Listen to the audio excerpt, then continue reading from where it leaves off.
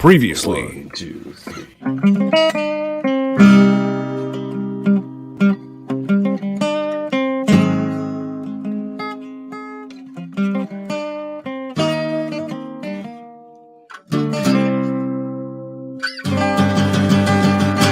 X-Rated, the X-Men animated review show. Looks like the search came to us. Hello and welcome to X-Rated, the X-Men animated review show. Your search is over, because here we are. I am one of your hosts. You cannot stop me and my kind. So don't even try, I'd say. Skellerins Is Extinction. And with me, of course, my co-host. I have studied you, dissected you. Yet you somehow still don't understand me. Night Crondre. How you doing, Night Crondre? Good. I struggled there to find him and named it Andrify. I'd say. Anything with an A is up for grabs. Yeah, it's true. And we have a guest, a returning guest, a guest we love very much. Look who's here, my writhing thing of chance. A writhing thing of chance, Jaemeel Robinson. Saloosh, friends. Saloosh. Saloosh. We're glad to have you here. We're enjoying this series, I take it? I am. Good. Greatly. Good. Well, we're here to review season X-Men 97, season 1, episode... Oh, it's not episode 8. Hold on, let me change Jesus. that. Episode 9, Tolerance is Extinction, part 2. And how do you feel, Jaemeel, that the greatness of this season wouldn't be possible without the work of Grant Morrison? Okay, you guys... Look, all right, you know what? We're going to get into that here in a Even a minute. broken clock is right. There Okay, you twice go. a day. I'll take it. That's good. Look, you know what? Okay, let's We're going to get into it. Hold on. Okay. We don't need to I get have a- into this. I have a I felt like segment I for had to this. say something. He's always commenting. He's always jib-jabbing, throwing things at me when I'm on here in the comments.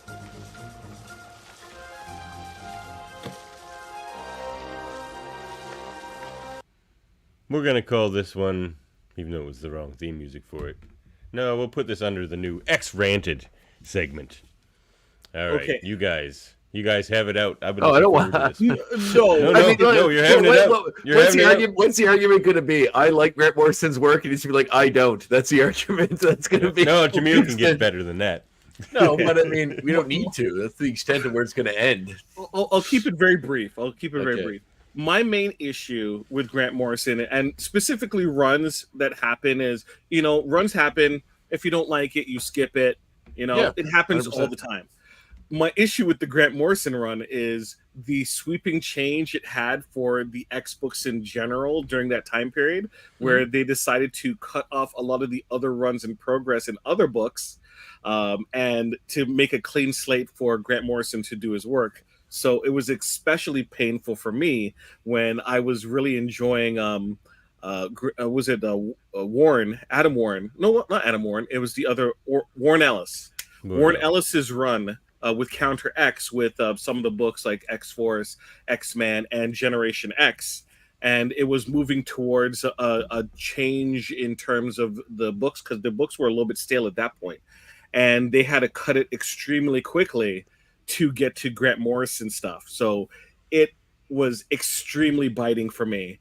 And I was like, I'm not reading any X books. Are you 100% sure that was the reason? Because Warren Ellis is well known for like piecing on books early, and because he can't turn in scripts and stuff in time, especially for the major ones. Like it took him like 3 years to do that Batman R.I.P. book he was working on.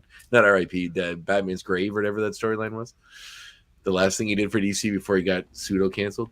That was the word on the street. What was being reported, that they had to clean all the slates. And it was in the middle. Wizard Magazine. Go back and check my sources back in, what was it, 2000 and... What else would it be? Wizard Magazine? Like who else would be reporting on this? Before My biggest gripes are the black leather and the squishy faces. No, I could get over that. Like, yeah, I get that. But I wouldn't blame Morrison for that. Everything around. I didn't like that run as well. I wouldn't blame Morrison for that. I doubt he went in and said cancel all these other books. It's probably just something editorial wanted to do. Well, they No, wanted to but make sure that Zorn he is had a- on him, Andre. Zorn is on him. They Zorn's wanted to make great. sure- That was one of the greatest. If they had left Zorn as it was, he was never a real person. He was Magneto in disguise the whole time. That would have been one of the greatest swerves in comic book history. But then later on, they're like, "Oh wait, no, he's a real person because people liked his design so much. We got to figure out some way to make him alive, and then also figure out some way to make someone else cause it." Because they want to make Magneto a good guy, and then having him try to destroy the entire world would not do that. So they a lot of what was cool about it got undone later by the writers. I'm glad to have here Lucas 315. Yes. Glad you made the live stream. So, yes, as I mentioned before, didn't like the Morrison run, but oftentimes when a situation occurs with a comic book run you're not liking, it gives you an opportunity to check out something different, and that really moved me towards the X-Force Ecstatic run that It's Mike good stuff. Allred did, and I Nice. loved that, and that was my that was my my life jacket, my life raft when it came to I have the X-Men. omnibus of that. I've been meaning to get into it, but I haven't read it yet. Oh, it's fantastic. I'm very excited for it. I do like Allred and I do like Milligan as well, so I think I'm sure I'll love It's it. just so weird, it's good. and that's It's great. weird. Milligan's well known for all the crazy stuff. Whenever he did, whenever he took over on Hellblazer and like that, he always brought some weird ass shit to it, which is great. One storyline I wish they did, but I'm not going to mention to you till you finish the books. Okay, They kind of got cold feet, and they had to change some things. I think you'll figure it out when you get to it. what do you mean storyline? Like in? And You mean they never finished it in the book? No, they Let us had to never change forget. character. They had to change a character because it was a known person who passed away. And Oh, I see. Yes. Okay, cool. I'll check that out. I'll get all up You in too there. can never forget Never forget. if you Jaemeel if you check out our Redbubble Yes. or Purchase Patreon. yours. Yes, indeed. Hopefully Disney doesn't check out a Redbubble. Although we're not the only ones. There are a lot of people selling X-Men merchandise on there. They're slow and steady. Those copyright vultures, Oh, I've yeah. had it hit a They'll find us couple eventually. times. They'll find us. Atari came after me Really? For what? for a Sega Master System T-shirt. Really? Yes. Interesting. How dare they? How How dare dare they? Yeah. Son of Well- a gun. You can't, it's getting so you can't steal stuff anymore in this society. It's I tell true. you. Creative license. That's right. That's right. Well, should we get into it? No, we always get into it. Let's get out of it. This is Let's a great just talk- episode. I'm let's gonna just talk cry about- even while we let's get talk right out about of it. What? Oh my god, yeah. Crying with Amazing. tears? Like you're This- gonna tear on this one? I might. This is did because while it's watching it. because of the Storm Gene moment, isn't it? Oh yeah, it's the best thing in the Okay, I was history of gonna- television. I was It's the gonna best say, moment of course. in I the was like, what history would of Devin cry television. about in this, and that would be it. That would 100%. That didn't. Yeah, someone else I know sent me that text too because I made some post about being a blubbering mess, and they're like, "Why? You know he gets that animated back, right?" I'm like, "No, Yeah, the there's Gene nothing Storm that stuff." He's sad like, "Oh in yeah, this. that's good." That's because No, that's it's not just even sad. It heartwarming. should be. Yeah, okay. I get why you feel about that. Yes. Because it's like 6 seasons coming. Like they're like the best friendship in the X-Men, and like it never gets mentioned. And Even it's though about technically, damn Well, time. they built it up Gee. hard in this show. just like- Jean might What? not have been there for part of that friendship. she has the memories. Sure. Good enough. I like One that. of the things. All right. Well, we'll talk about this later. Yes. Don't there's- ruin there's- that for there- me, Jimmy. No. There's a funny thing. I think I have one sentence that can sum up a glaring plot hole in this show, which I don't actually think is a fault because I'm sure there's a reason, but I just think it's really funny. So we'll talk about that later. Oh, there's a reason. Oh, yeah, okay, Devin. The writers are perfect. They've never made a mistake. The show is the best show ever made. No, apparently It'll this never be writer wrong. isn't perfect and has made mistakes because he got fired. But the show is perfect. Yeah, that's right. Nothing is no perfect. mistake is ever. Try telling that to him. I tried to explain to him last week how if everything's a 10, nothing's a 10, and he just doesn't understand it. Yeah. So I've tried, and I've given up I because it's like understand yelling at a being wall. excited about That's- the show. It's Yes. great. It's- Enjoy the yes. show, but you have to be Yes. critical about these things. Yes. I Yes. was. No, you weren't. You're definitely not. You were the opposite of critical. You he literally said that he could find fault with episodes, but because they're not as bad as other X-Men episodes from the past, like from the old. No, series. that's the rank. That's justifying the ranking system. No, I you're said not I because ranked the ranking system TAS is all episodes 10s, and I liked all of these episodes better than those 10s. So, but this is a different standard. This is like there's 25 years of standard. No, it is very different, Davin. You're telling me this show feels exactly the same to you now as it did, like the tone, the theme, the everything they're exploring in this show is it's exactly obviously a bit same. more adult. Thank you. I'm glad we're still in the X ranted segment because Yes, it's this is where working it'll out happen. just Supposed to fine. be. Oh, I know why we are. I know why. Oh, why is there further rants? Previously on X-Men. No. I'm just gonna go through all the sound effects to get the Yeah, that's how we work here. It's every single one. We'll get there eventually. To me, my X-Men.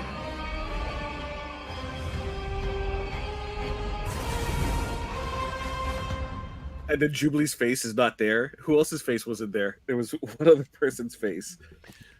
You know, you I hope two I'm are a not deadly combo. Two people are not afraid to give me shit all at the same time is a lot. It's not about shit. It's just about like you're doing a show that's supposed to like try to have some objectivity with the reason you like the show, and it's hard to do that when you're just like. What if I everything is just perfect, no matter legitimately what. thought they were all that good? You said you didn't. You said you let you. No, I said already... some better than others.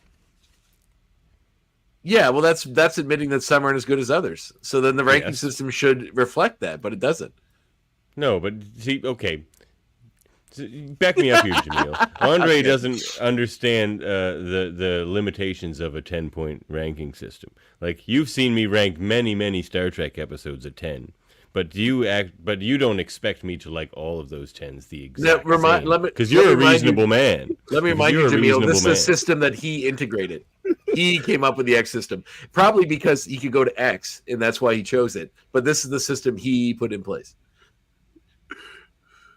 See, MZ's a reasonable man as well. Davin's Davin. Well, I'm all I'm saying is, if you didn't like the Jubilee episode as much, make it a 9. 90% is pretty good. I gave it a 10. I could have given it. Yeah, because the storm stuff at the end was really Every good. single episode in this series got a 10. But still, like, look, I have a T-shirt of that episode. I wouldn't rank that as a 10. I could go 9 on that one if it'll end this Merchandise. discussion. Well, yeah, it's too late now. We know Davin is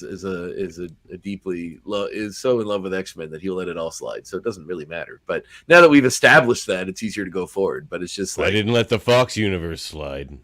I only let damn good quality excel at. yeah, what it but is. like That's you're just so happy to get something close to what your ideal X-Men is that you'll see no fault in it, or if you see any fault, not enough to actually rank it in a way that would reflect. No, that. nothing to drop it a whole point in a 10-point ranking system. Yet, 90% is very good, Davin. Yeah. We'll We'll see how I feel in our ranking year-end is- special. Like Motendo might drop to it. Jameel, I gave the Jubilee episode an 8, and he's like that's way too low, and I'm like 80% is really good, and he thought I was insulting him in the show by giving it 80 out of 100. I did say that, yes. What is a bad number? What is the mark to say, hey, this isn't worth watching? He said 50 is bad. He said 50 is garbage. So I'm like 50 is middle of the road. 50's like 50's No, okay. Jaemeel, you back me up. Any Star Trek episode we ranked a 5 is basically hot garbage, and It's got to be redeemable enough to make 50%. That's half the value of a whole. Jaemeel, you've thrown some 5s out there that you are not a fan of. That's fine. Have you I'm thrown not a fan 3s? of. That doesn't mean that there's stuff I've ranked 1 and 2. If you've Right. ranked 1s and 2s, then the 5s mean more because then it's not a 1 or a 2. That's I've the ranked point. 0s. I can't believe we in Star Trek. spent so much Bring time up my explaining Move Along how Home. a I ranking love Move system Along works. Home. I did not write it a 10. No, Move On Home's is- good stuff. It's not but that great. still It's not an okay. 10. It's okay No, it's not episode, a but it's 10. not a 10. It's definitely No, not it's a not. 10. No one made that a 10, did they? I love Deep No, Space I didn't Nine, think and so. there's no way in hell I would give that episode a 10. No, but it's far more maligned than it should be. It's a fine episode. Yeah, it's People fine. Like Like, the worst- it's the worst one ever. and The it's worst like, episode of so Deep Space Nine is better. Is I wouldn't put anything like the worst episode of Deep Space Nine. I probably wouldn't put below 5. But Oh no, Mirror Barile is an easy 0. Oh, I'd have to go back and rewatch it. It's been a while. So Yeah, there's Sorry, a couple the one of that pops zeros up in is there. Vortex. Vortex. they're probably from the first 2 seasons, are they? No, Vortex Mirror is- Morale's like season 5 or 6. Yeah, it's in the deep. middle Oh, of that all the sucks. good stuff, Ow. and then they drop it in there, and you're just like, why? But anyway, we're not here to talk about Deep Space Nine. Yes, we are. This is the Deep Space Nine show now. We have a whole network about that. Oh yeah, it's true. Star Trek TNG Cause and Effect was our homework for the finale, by the way. Oh right, I forgot Bodemai was giving out homework. Do you like He's the like idea? he's like the teacher that was fired from the school that's still studying the students' homework. He's like it's like after Robert Williams got fired in Dead Poets Society, he starts sending them letters that tell them what books to read. That's exactly where my mind was going. Which I've never seen that movie, so You've never seen Dead Poets Society? nope. Captain, my captain. I know, and it's in the pop culture zeitgeist enough that I know most of it. But I would like to watch it. All that homework from Bo DeMaio meant this time was that we're going to get like a dark beast, and it's going to be voiced by Kelsey Grammer. That's the connection, the Kelsey Grammer connection. That would be nice. Calling it now. Do you like the idea of homework being given for episodes? We do it on this show. Well, I mean, no, we just try to yes, watch the I next know. episode. It's not that intense. Hey, watch the next episode. But I mean, I think that terms in of- this case it adds something. I guess, but like if you don't want to be spoiled in some respect, Well, then it's not a good idea. yeah, But in some of those ones that he suggested, as far as like previous TAS episodes or even some comics, like, well, the ones that he referenced a TAS episode were more like just to get caught up on the story. I felt like, but saying to go read Fatal Attractions gave everything away. Like, Yeah, of course, If anyone yeah. actually did that, like, but of course, like he's mostly speaking to his audience. Like everyone's read Fatal Attractions that cares. Like I don't think anyone who hasn't read Fatal Attractions already ran out to read Fatal Attractions before this episode. They certainly are cramming as many 90s stories in one season as they possibly can. Like they're I hope cramming they're them not all in burning there. too much. I don't They're- think they are because going like pretty hard, man. honestly, They're going really reaching hard. back for life death is a bit of a reach back grab. If they can go back to life death, they can go back. and so grab all so kinds quick of question. Well, it's The probably 90 Sorry, go ahead. Jaemeel. Sorry, I'll be quick. No, go ahead. No, the no, 90s weren't necessarily Be the slow. pinnacle. No, for sure. I'm more excited No, they weren't. if the series tries to tackle some of the bad storylines and is able to kind of Makes them better. redeem them. Yeah, I that would agree. be interesting. Honestly, the way I picture this show ending is them wiping Magneto's mind, and then like Charles going the full level and wiping Magneto's mind, like at the end of Fatal Attraction, and then we get Onslaught next season or at the end. Well, of we're next gonna season. get Onslaught. I mean, the Fatal Probably Attractions eventually. leads right into that, right? But Not that's even where eventually. I see this probably going. Do you want Onslaught? Yeah, I do. Well, here's the thing. Only because of what you just said, Jaemeel. Onslaught, I didn't think was a good story. Well, I didn't Bastion think wasn't that much cool. Like he X-Men was in the okay, 90s but he was wasn't like good. the craziest, coolest character ever made. Like they've made him pretty cool in the show, so it's like, True. eh, you know, But I I'm think sure they they'll can get make some it cool. I Yeah. think At they the can make same it cool in the time, show. I'm disappointed in the OZT storyline because I thought it was a very defining character story for Bobby Drake, and to have Yeah. him not included was It's more of an Iceman story than an Yeah. X-Men story. Well, I'm also sort of disappointed too, a little, in that you spend this entire season essentially redeeming Magneto, and then undo it all at the end, and like it's like But just that's to make Magneto. That's what they do with him, man. But it's such like it's just such a to me it's kind of a slap in the face. Like I said, they bring Gambit back and be the same thing. It's like you do all this work to like really love this character and want to see him be a hero, and then at the end they're like, okay, so one villain who's essentially a Sentinel has put in place this horrible plot, you know, that killed a bunch of mutants, and because of that, it's all humans are to blame now, and it's a war against humanity, and it's like, okay. Go ahead. I know you're gonna read the caption, so all right, Oh no, Adams is just saying TAS. It's He's missing real old different Gambit. watching back. Yeah, he's missing Gambit, and he agrees with Andre about Onslaught. But yes, I'm gonna talk about all. You're getting ahead of us here, MZ, but that's all good. well, we haven't done this episode, But yet. like you're now you're dipping into my X points, MZ. So I gotta. all right, that's fine. I'll just feel that Andre, you say that, but the amount like posts on social media talking about how Magneto is absolutely right and the X-Men are wrong that I'm No. seeing. No, No. I'm telling you, this is what I'm seeing online. Right? Magneto's never entirely right because he's a crazy extremist. Like, Yeah, and you I'm can like, agree with his sentiment. His actions will still make you go. How "Oh." many people? Like, this is sort of the problem, and this is like a much bigger issue with modern storytelling. And this is something they do in every show now. Every villain doesn't need to be redeemable. Every villain doesn't need to be so cool you want to see him become a good guy and join the good guys team. See, Every for me, villain that's has fine to with be for redeemable. a story. No, For not a even story, redeemable. that's fine. No, but then make but them a villain again, which is what they did here. But no, that's just like undoing and That's redoing comics. the same thing all the time. That's wrestling, is what that is. But that's Well, I like, mean, oh, if Jim you Cornette can- would disagree. but no, it's to me, it's like okay, not redeemable. Every villain doesn't need to be sympathetic. Correct. That's what I'm saying, and that's something. And that's, not all that's a better are. way. No, but in most fiction nowadays, you have to yeah, agree with there's them in too some much way. of that. Magneto, of course, is a character that probably should be, but like, Exactly. Killmonger, all these characters they put in place, and he's a very popular version of this too, where he's a villain that a lot of people agree with. So it's like his depiction in Black Panther, anyway, the film.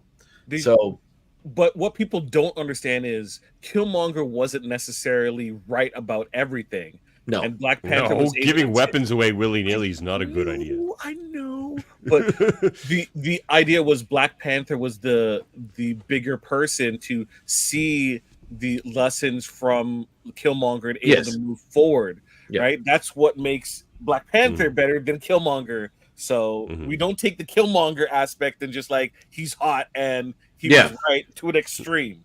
Yeah, I Which is didn't what find they- him sympathetic, really. He was just like felt entitled and like a murderous bastard. I didn't find him particularly like. I just feel like it feels I like wanna agree with. it feels like Killmonger. a real backslide to just undo everything they've done so far and just put him right back into the extremist villain category after all Well, this. I'm going to talk about that in a segment later. All you're going to do is say it's comics, and they do this all the time. That's what you're going to say. Yep.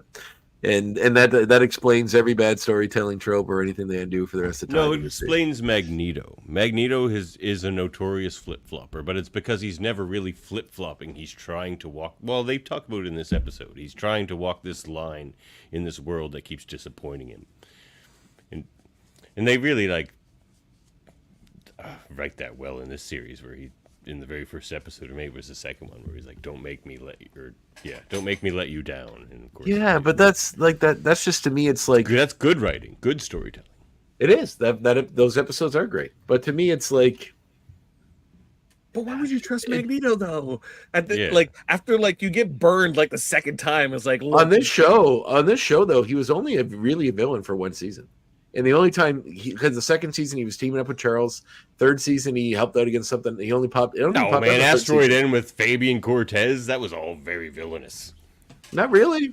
He was just Well, trying he to move was- all the He was trying to move all the mutants to their own safe haven and get them And away then from Earth. threatening the world. If anything, it was the most peaceful way he's done anything so far. He's like, all right, everyone come to my island in space, and we can all live there peacefully. And if the humans try to mess with us, then we'll fuck them up. But that was not It was- not it was a a human war. overreaction that Yes. kind of escalated things. Exactly. And then Well, the only it's a time good- yeah. the only time he slipped back into villainy was when Apocalypse dangled bringing his wife back from the dead and got him to help him. And that was only for one episode before he realized this is too big. I got to help the X-Men again, and then did. So he was never from season 2 on, he was mostly a good guy for the entire series. Not necessarily a good guy, but not a bad guy. So Well, everything But you in- just mentioned, plus everything we've seen from Magneto in this series so far, all it just of it, it felt perfectly earned. encapsulates Magneto in the comics. But it just felt they it took felt him on the earned. exact same ride. It felt earned, and it felt like we were gonna it felt like we've actually put work into seeing a real how is- change in this. How is a guy trying to turn over a new leaf at the request dying? They all know he's not dying. I don't know. That's the one plot hole I can't get over in this series. They all knew he wasn't dead, but No, they didn't, Devin. Oh my God. Okay. all the Yes. X-Men knew Professor Xavier wasn't dead, Andre. All of them. Oh, but then why did they have quiet conversations about how different life is that he's dead now? Exactly. That's the biggest. Then problem why I did can't nobody get over. bring it up? No, because they didn't. Devin. Go back and watch the last episode of TAS. They knew he wasn't dead. Anyway, so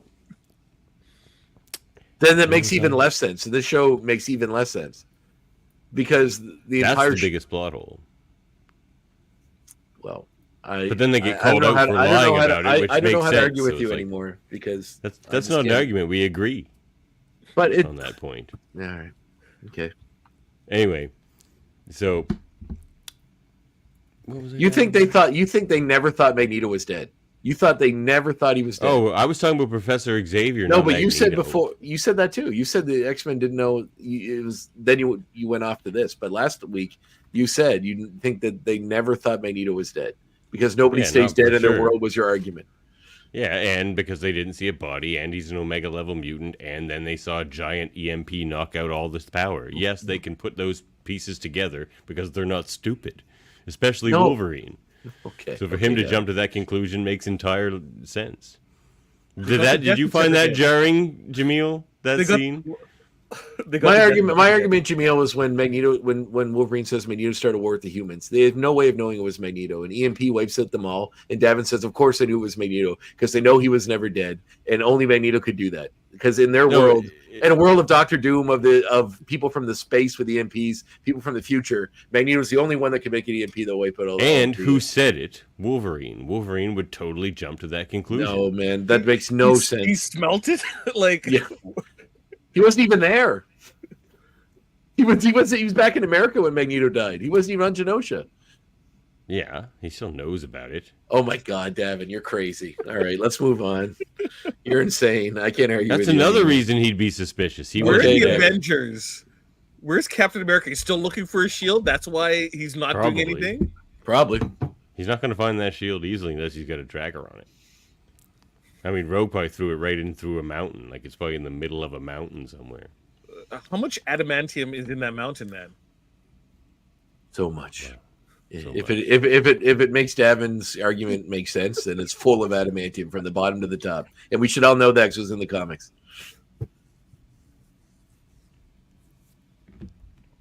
All right, let's mosey. Yeah, it's all right, Chris. Hey, It's been six. It's been 6 Extinction is seasons. tolerance. It's been 6 seasons of this, buddy. You guys are the crazy ones. I know what I'm talking about. You don't. You so don't. I mean, I've accepted this is the way it is, but it's crazy, dude. It's crazy. No, me and Dan Bit actually had to explain to you how past tense works last episode. No, you You're didn't. Trying to cut the show No, down so hard Because, that you're no, I'm not. getting silly. Davin, 8 is the lowest I've given a number. Yeah. 9, 8, 9, and 10 have been every episode of the show for me. I love it. I'm just saying you have to admit when there's something that's a little off on it. I Like do. I Cyclops told you said- that the Leech plot hole bothers me. But there's Leech like is dead. no one episode I can point to like dock it a point for that. That and, episode. And That episode. it continues to be a plot hole. It's been in every episode. Every time Leech is around, people can still use their powers, and I'm like, so does because he not have perhaps his powers powers anymore, or work what? differently. He can turn them on and off in this universe. No, that's been the case in the TAS as well. Like when the Leech is around, you can't use your powers. So it's like Maybe he learned how to do it somewhere between those two well, series. yeah, I would have just liked a sentence being like, yeah, okay, Leech can. That's be around all people. I ask for. That's all I ask for when this stuff happens. It's a sentence or something to explain it.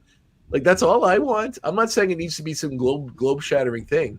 But Great when job, Leech, in terms of controlling your powers. High And- five. We moved Done. on. you guys didn't explain past tense. I said Cyclops said Magneto was right Yeah, because as in he Cyclops said is it referring a to while him ago. being dead. No, he thinks No. he's dead. Yes, he No, is. no. Then why wouldn't he say They- yes if he thinks he's alive? Why wouldn't Because he say it's yes? the same in the comics. It's something Magneto has said. No. from the It's past. not a quote. So It's not a Magneto quote. was right. It's Magneto's opinion. So why would he think Magneto's opinion had changed? He wouldn't have because he thought he was didn't dead, have to which is why he change. said was. No, that's what you're implying.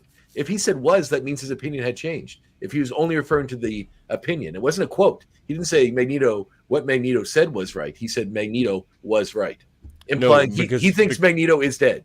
No, because was right in that moment of then what he was prophesizing happened, which was Genosha. He was Obviously, you right, have to get and the Genosha scriptwriter happened. on the show to. How could Magneto prophesize Genosha specifically?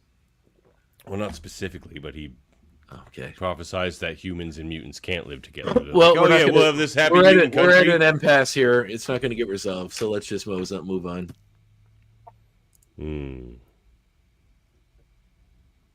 Yes, Ooh, thank you. I Chris. sorry, I accidentally pressed that button. Sorry. Oh, you're in No, control you here.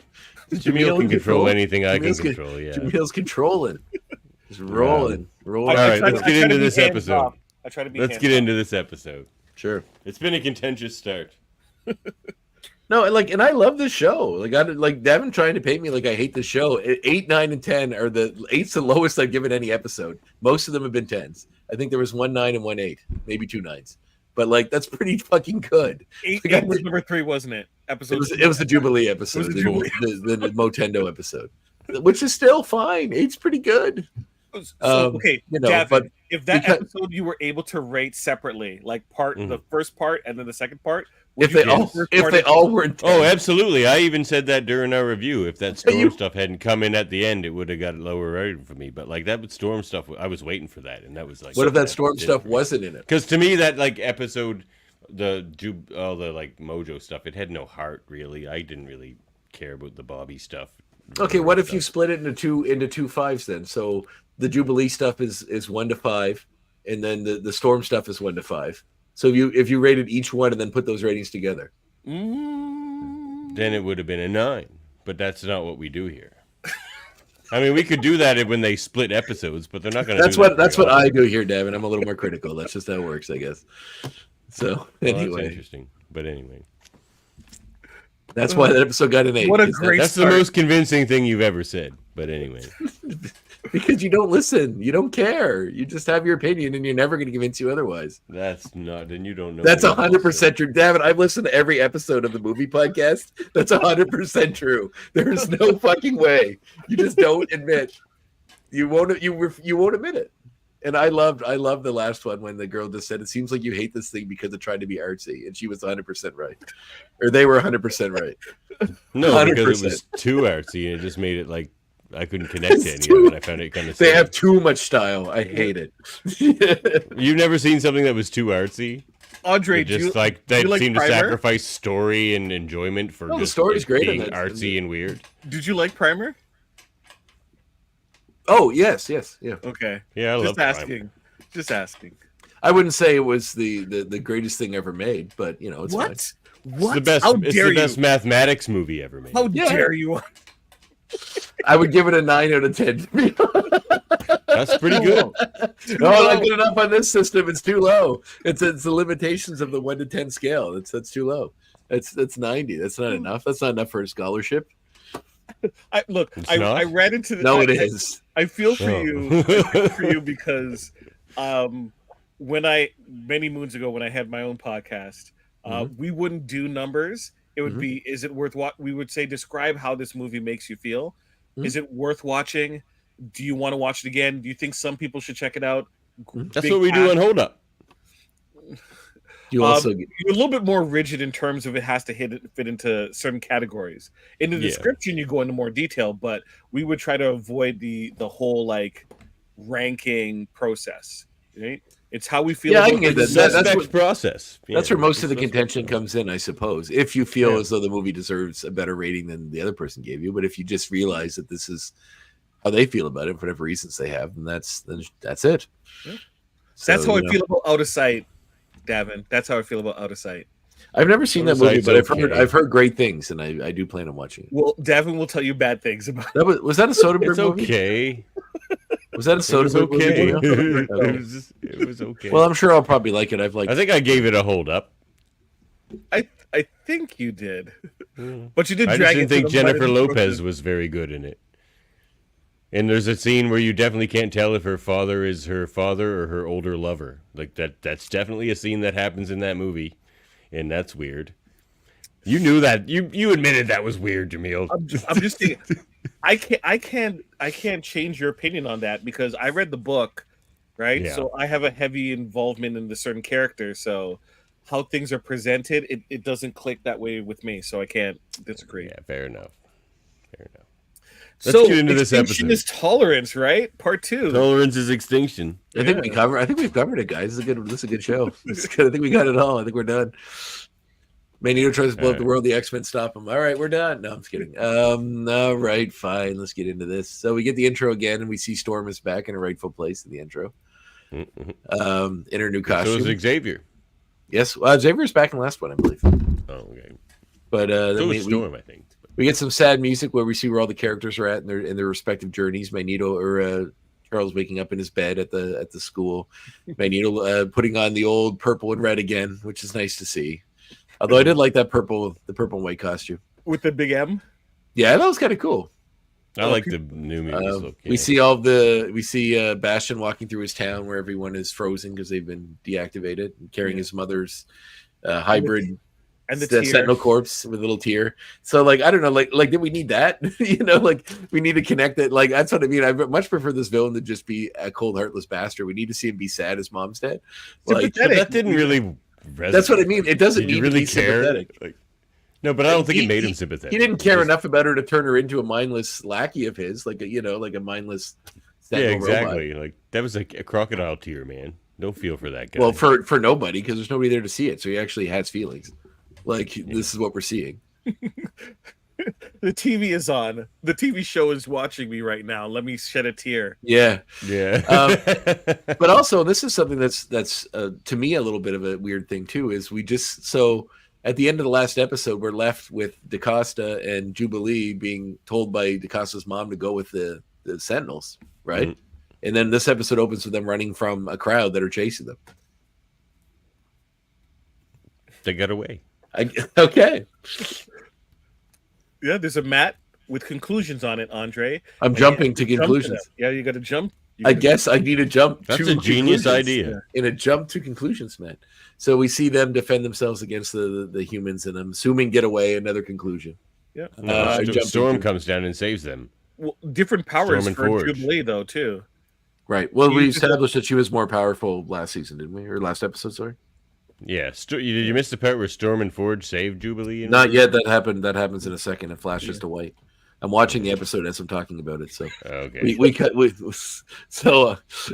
I'm skimming through it as I'm talking. So we see. Oh, that's a good idea. MZ. I think Magneto turning off the power allowed their escape. Yeah, it would have knocked out the callers. It would have. Yeah, and it probably would have deactivated the Sentinels, but that's still jumping to a conclusion. No, that's literally part of the story. No, it's not because we didn't see it. Yeah, it's not referenced. Lucas says the same thing. Yeah.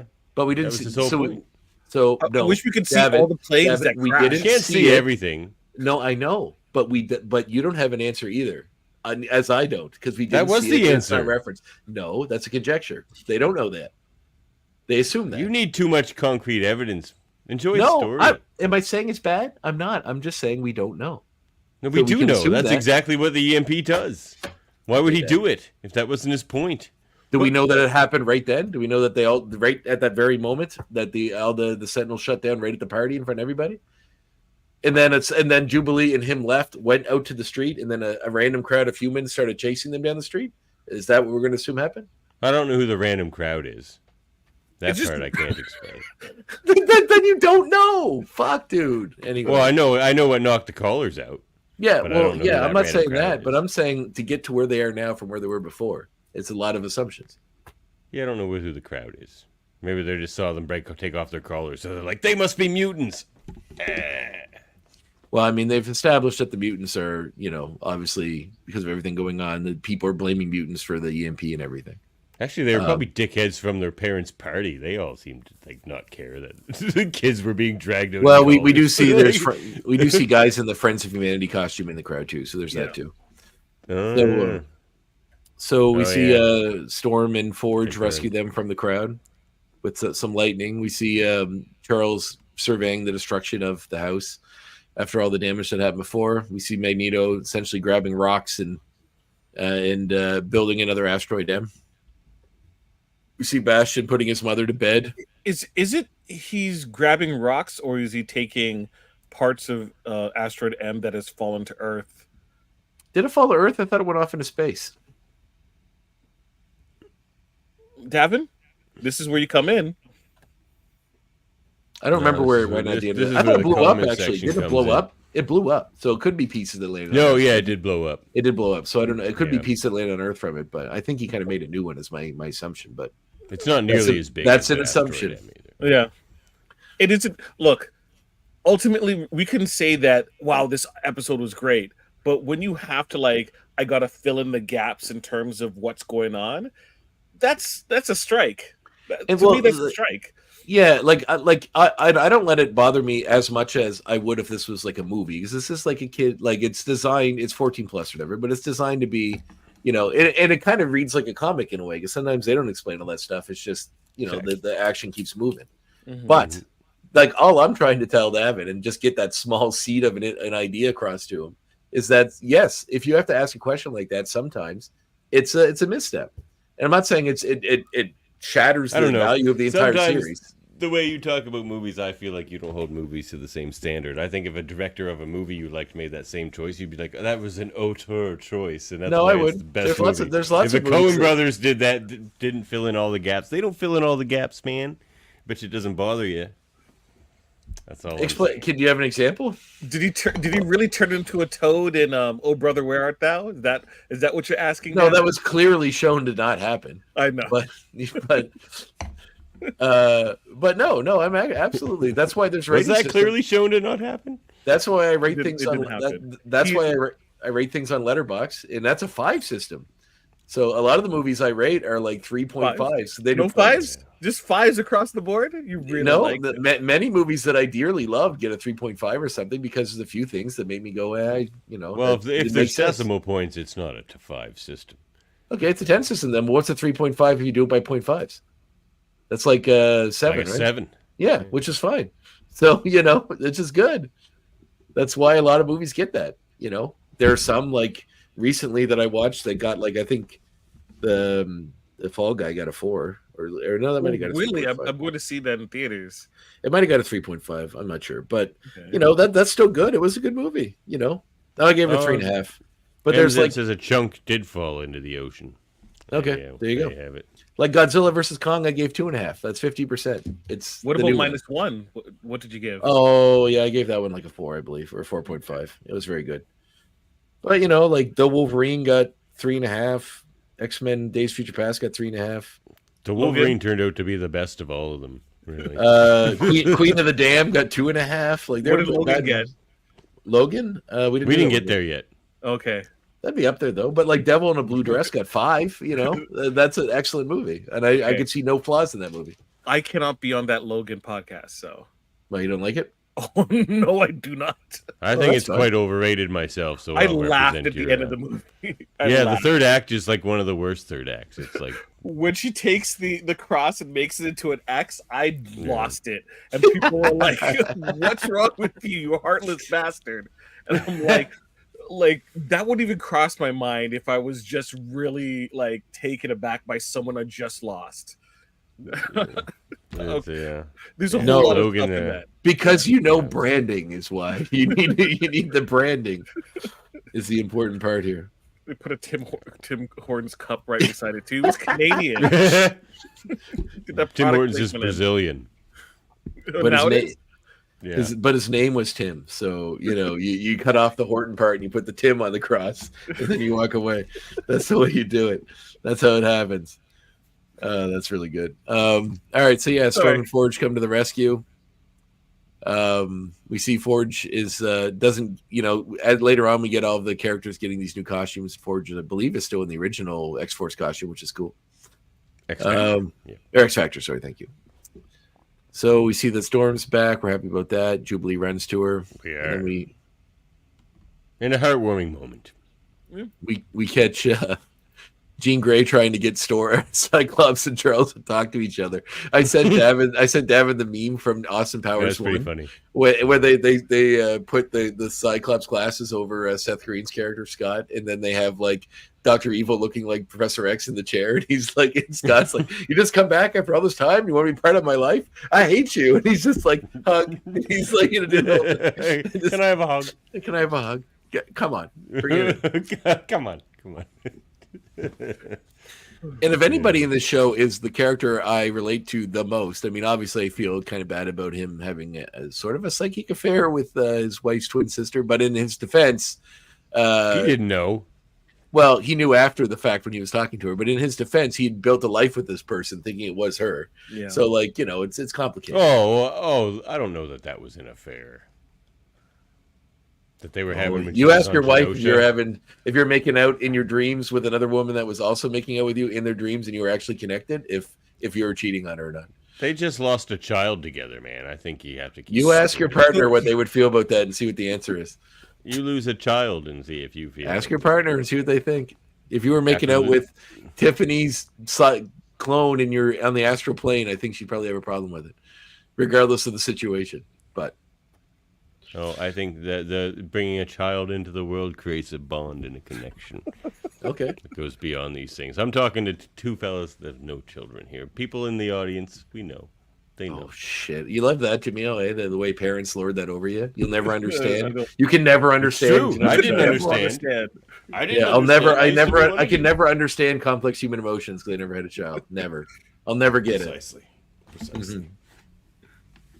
Well, what if you're okay? But I'm talking about the other side of it, the other partner in this, the Jean Grey character. How would they feel about that? Would they not feel deceived or violated? I would hope they would be mature about the situation. Okay, but they don't know, Gavin. They don't have the bond that the other people have. They never had the baby. She does. They shared memories. I think she's quite in on the situation. In this particular instance, yes, exactly. Like she should know exactly what they're feeling. But it is kind of a cop out because they're like, look, we lost. Like we have a clone. There's this really like complicated relationship between these three characters now. And then one episode later, they kill her. And they're like, all right, she's gone now. I'm glad they didn't keep Maddie around though. But also they're like, but Jean still has her memories. Yeah, so she's not we dead. still kind of still have her here, but not quite. It's all cool. Andre, she's not dead. She's not dead. Who? Madeline Pryor? Yeah. She's very dead. She's not dead. How is she not dead? They buried her in the show. No, they had a they showed her. They showed her corpse when they had all the corpses on the thing, and you saw. Yeah, we talked about this in the episode when they showed it because she was the first one to get hit by the beam when Cable came in, and then when they have all the corpses lying on the roof, Sebastian Shaw, Moira McTaggart, and Madeline's with them, and then you see Callisto die. So it shows her eyes dilate, but Madeline was laying there with him. She's dead. Okay, maybe Maddie's dead then. Sorry, cause and effect. I apologize. It's okay. We'll see. Talk about season 2. Yeah, well, like Davin keeps saying, they always bring people back from the dead, and we always have to. And every X-Man has to assume nobody's dead because of that. So, okay, after a while they do, and they comment on it. I will be very in the comments, not the show. I will only say it once. They'll get there, and I'll say it. There is not a problem with bringing people back from the dead. That's not a problem. The problem is there needs to be devastating consequences for doing such an action that it's not worth it bringing the people back. If you don't do it, it means everything is meaningless. Which is what I propose about bringing someone back as a Horseman of Apocalypse. By doing so, it's like the Locutus of Borg was the analogy I made.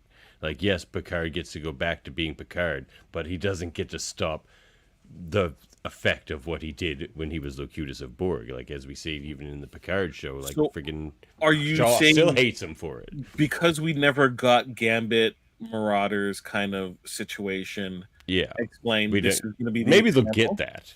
Maybe they'll go into that. I don't think they will, but I think they have, 50 minutes? No, sorry, 30 minutes times 10, so 300 minutes per season to do episodes with running themes that go through everything. But they're not going to get to every single X-Men story ever done.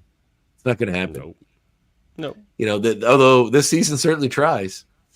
But that's and this is sort of the underlying, and like once again, I still think this is a beautiful show, and I love the show dearly. I'm very happy it's here.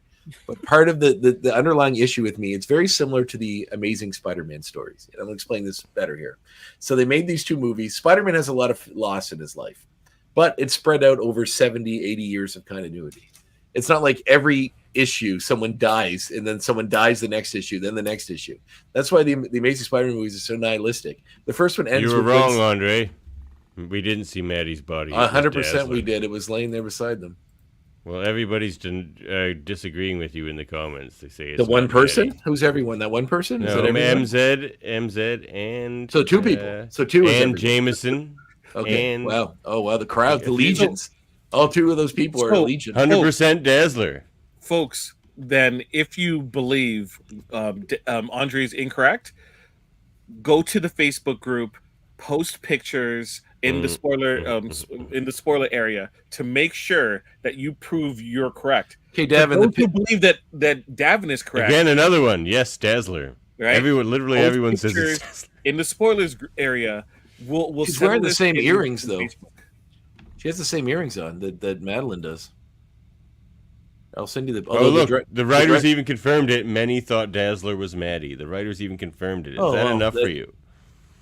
Okay, no, it's someone saying that in a comment. It's not. Oh my God, MZ is a credible ex-goon. Okay, Davin. It doesn't matter. What I No, it meant, what I said was, and I said it there. There needs to be, if you're going to bring someone back, you cannot have death as something cheaply like a No, a I agree. you can flip, right? So Agreed. if they're going to do cause and effect, right, Mhm. then all the stuff that happened, minus the Genosha killings that occurred, Mhm. right? The Yeah. people who get killed can shift, but Genosha still has to happen, right? And whoever survives, it has to be worse off. Otherwise, we can just constantly keep changing the past. Well, yeah, I mean, they'll have survivor's guilt plus whatever, like I say, whatever machinations happen as Horsemen of Apocalypse or whatever reason brings them back. Like, I could see Banshee being one of the Horsemen, too, but he got vaporized, so that's tough. But we're going to talk about that in some X points, maybe. If we get there. But, Andre, please continue. All I was saying is basically the idea that to kind of cram things in about death so much over a longer period, it makes it more digestible. This show basically posits the idea, and I like if this show needs to end with hope, there's got to be hope at the end of the next show. Otherwise, this is the most depressing show in the history of time. Yes. Because you watch 6 seasons of the show, and then they're like the ending conclusion is no matter what we do, we're always going to be back to this point, and we're never going to escape it, and it's always going to be a struggle. We'll never get anywhere, and it's going to suck. But isn't that the analogy of that X-Men? Like, has racism gone away? Has like prejudice gone away? No, but I don't. Like, that's always literally the story. Like, it I don't doesn't always get better for the X-Men because it hasn't in our world yet. Did you, Andre? Did you read the Moira story? What, like in her the comics? history? Yeah, in the comics. No. Moira X. Yeah. Like No. Okay. Yeah. Oh wait, like, I kind of know it wasn't The- that sort the of X Krakoan thing. I era remember reading some of that. I think they did talk about that. starting kicking that off and Before that, Right. yeah, how she's I don't want to spoil it for people. No, but it's okay, it's fine. But I do vaguely remember that now. Yes, that's is from- depressing. If they ever did that over the Yeah. course Yeah, of a that'd be couple crazy. episodes, jeez. yeah, Moira comes back and they're just like, "Why is Moira back?" It's just like, "Oh boy, just wait." Yeah, that would be because the whole and I get that. But this is also a show that's supposed to. I don't know. I feel like comics in general are supposed to leave you a little bit of hope, or at least things based on them. That the future can change, it can be better. So if this show doesn't end with a bit of hope, I'm going to be very disappointed because it desperately needs it after all this dour nihilism. And I love dour nihilism, but I just I like to have a little hope in there. I think you'll get it. So we find Charles explains why he left everything. I think to Magneto. Storm kind of gives a bit of it in this episode, actually. So Charles explains why he left everything to Magneto, basically because he wanted to give Jean and Scott a chance to live a life, outside of this. But then, like them, they keep getting pulled back. Like they got pulled back into this, and he did too. So you couldn't And- ask Havoc or another ex-leader to do it.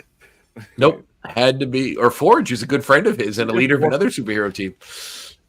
But he wanted them to get their happy ending. And of course, the world has conspired to not allow them to have that. We see Rogue come out of her coma after being doubted on by Nightcrawler the entire time, which is very nice. Yeah. That was cool. She's out. Where are we at here? Sorry, I was just going through some stuff and I lost my window. Back to Disney. Yep. So, we get some great moments with Nightcrawler kind of checking in on her and everything. And then we get all the other stuff with Dean and Storm. This is the big moment. I assume Davin has the audio for this. Oh boy, do I. I figured. This is the best thing ever. I thought of you while away, of when my sister faced her darkness and emerged stronger, a survivor, a phoenix. And you must have the famous one, like the one everybody's quoting about whether your mind, mind your weather. I'm basically gonna play all of it. It's so That's All this change, it's all the same. Let us do what we do. Believe, not in a dream or our gifts, but in each other. And Yeah. if the episode ended, you'd be like, yes, I feel hopeful. Yeah, that was a nice hopeful moment, but it also she like brings it. nothing in the world has like you need to see a little bit of hope for the world, not just for them believing that everything's going to be okay. and yes, I do have one more. Make them mind your weather, sister. And them weather your mind. It's a very nice line, and one that I'm sure I cried. Bodemayo patted himself on the back strongly over. He should. Yeah. Don't worry. When You you hear it in a couple of rap songs, you'll get over it. I'll never hear it. Or see it on songs. a bunch of T-shirts. Yes. Rap will ruin nothing for me. All right. Well, So we see Forge and Beast reconnect, who they apparently know each other, even though that's never been mentioned before in the show. And Beast talks about his mechanical leg, how it survived the EMP, and he said he put electromagnetic shield over it because his ability is if he thinks of something, he can create it basically. So I thought about it. Yeah, this is very nice. I like seeing Beast get to science out with a science friend. Yeah, exactly. Yeah. Might be an Forge, we exploit need you later to as build well. more blackbirds. We're kind of out. Could you help?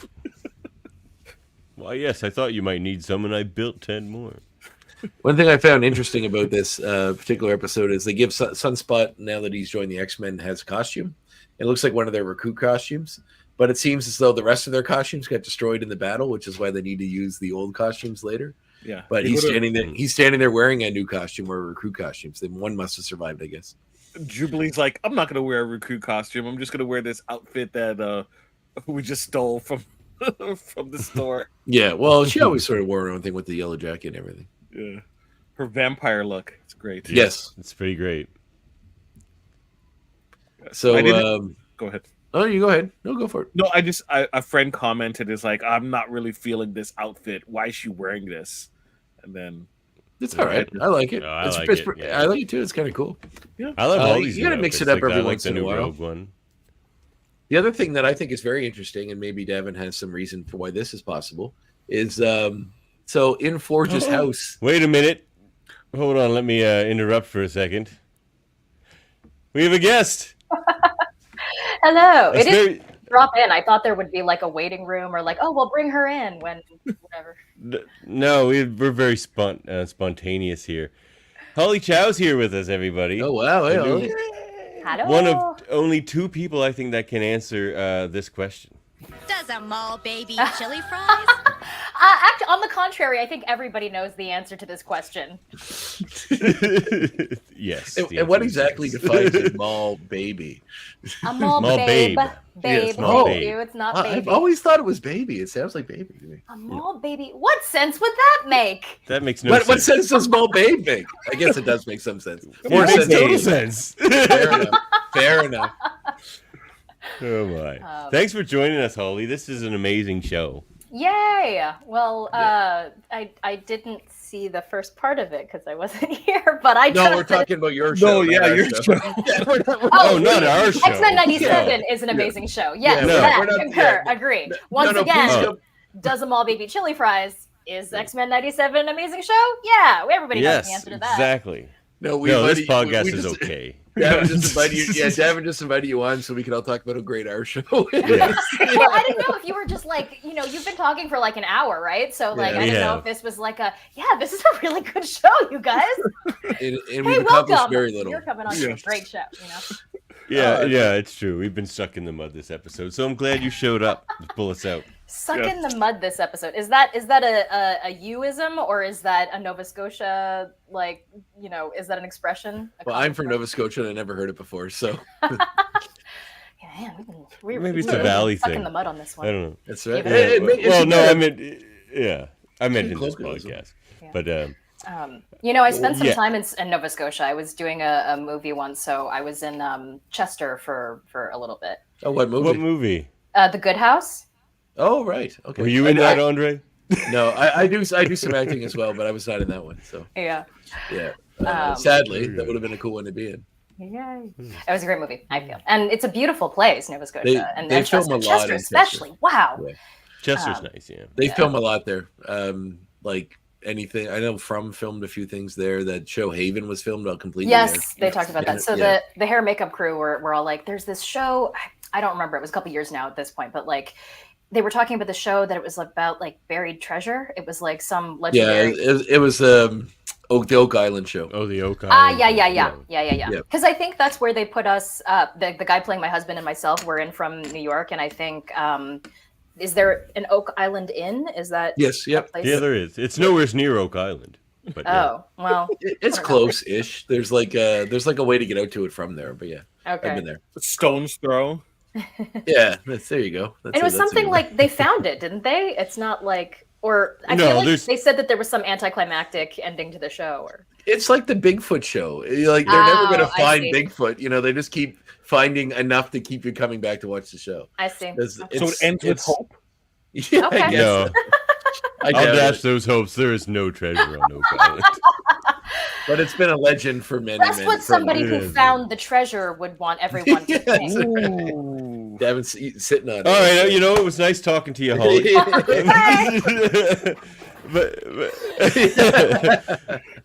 But Jaemeel here is the biggest Jubilee fan I know. Well, I can tell from the name, unless you just themed that around whoever's on the show.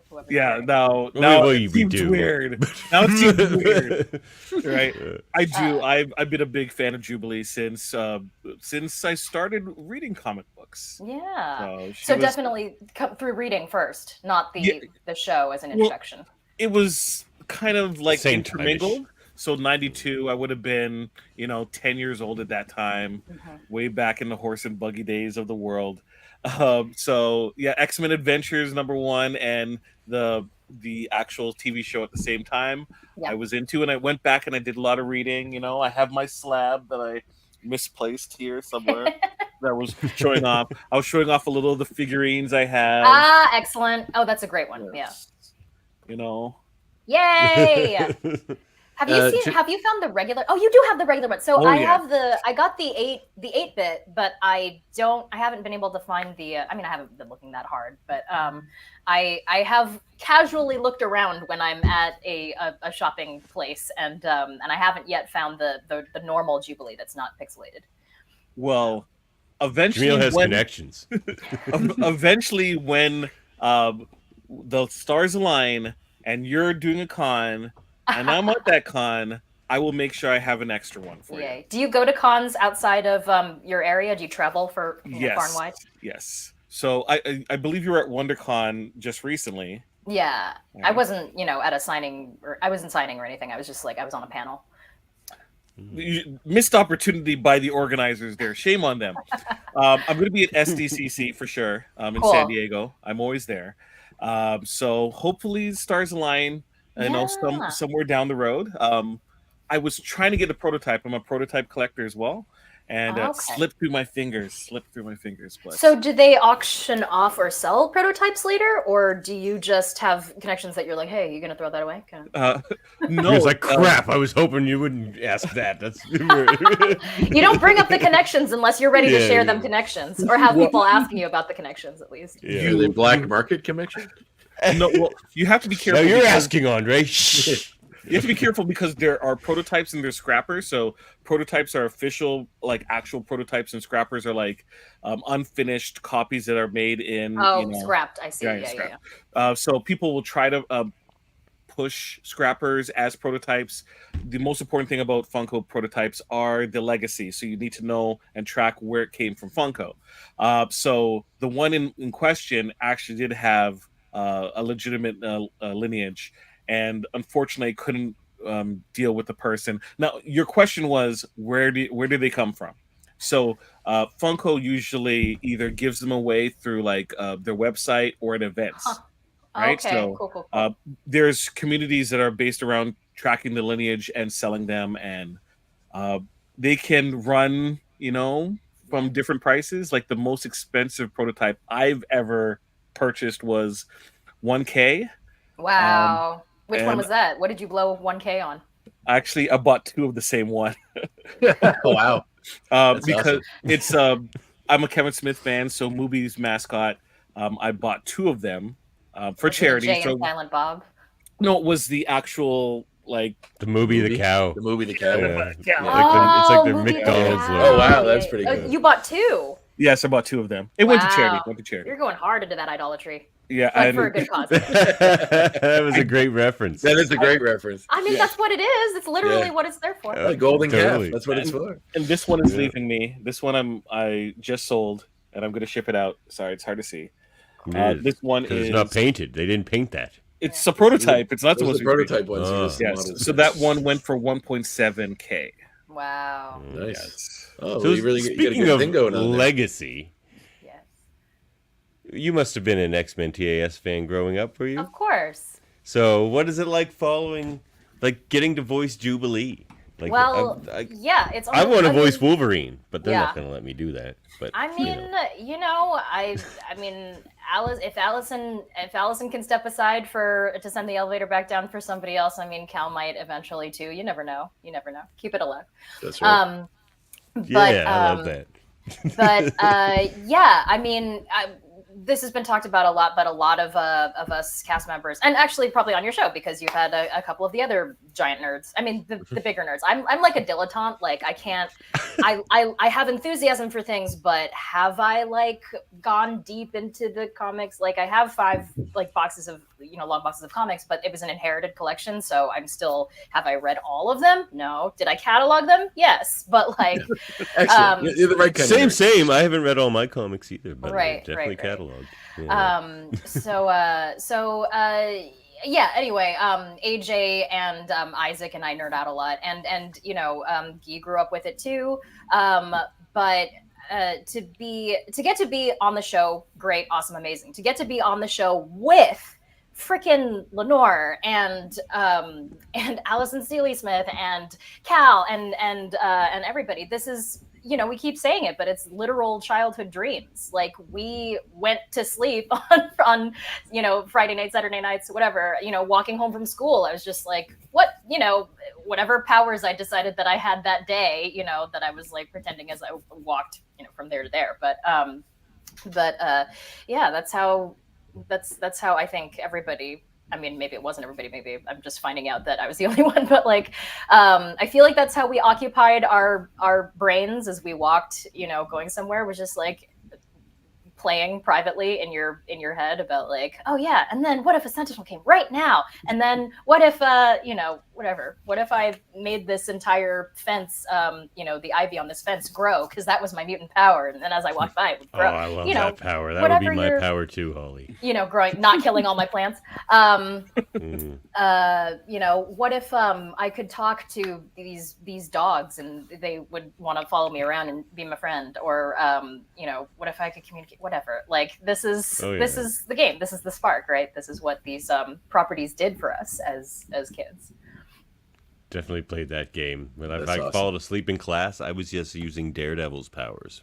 Yes, exactly. I was still paying attention. Right. Even better attention because your other senses were enhanced, right? See, yes. So what was the process like to get the role? So normal audition. I mean, So you must get your auditions through, an agent or So it's just stuff comes through, and there are slow periods. There are full periods. And so just one of those auditions that came through, it was clear. They sorry, I'm like distracted. We'll get to Oh, that. somebody's asking a question. Somebody's okay. asking. But what was I saying? How you got the role? Yeah, so just an audition came through, and I'll try to make it quick because this story's been told like a million times over. Okay. But they had sort of couched it in like a code name and NDAs and all that stuff, but it was very clear what it was for, and it's at the time they were looking for a voice match, and so they provided reference, and it was just footage from Night of the Sentinels, and they had script lines that you would try to imitate, and it was from Night of the Sentinels. So like I'm like, yeah, I know exactly who this is. You can call it whoever you want. I know what I'm auditioning for, and You're so like, this is a mysterious project. All right. So the Sentinels attack you, and then Magneto is off to the side. Right. Well, before you even get to like thinking about like, gosh, will I book this role? Is there a chance that I could be on this show? First, it's just like, holy cow! I don't know if you can swear on the show. Yeah, you can on this show. Okay. Well, holy shit! How are they? Are they redoing? Are they making X-Men? What's happening? What is this project? They're doing an X-Men show. Clearly, they're doing something. What's going on?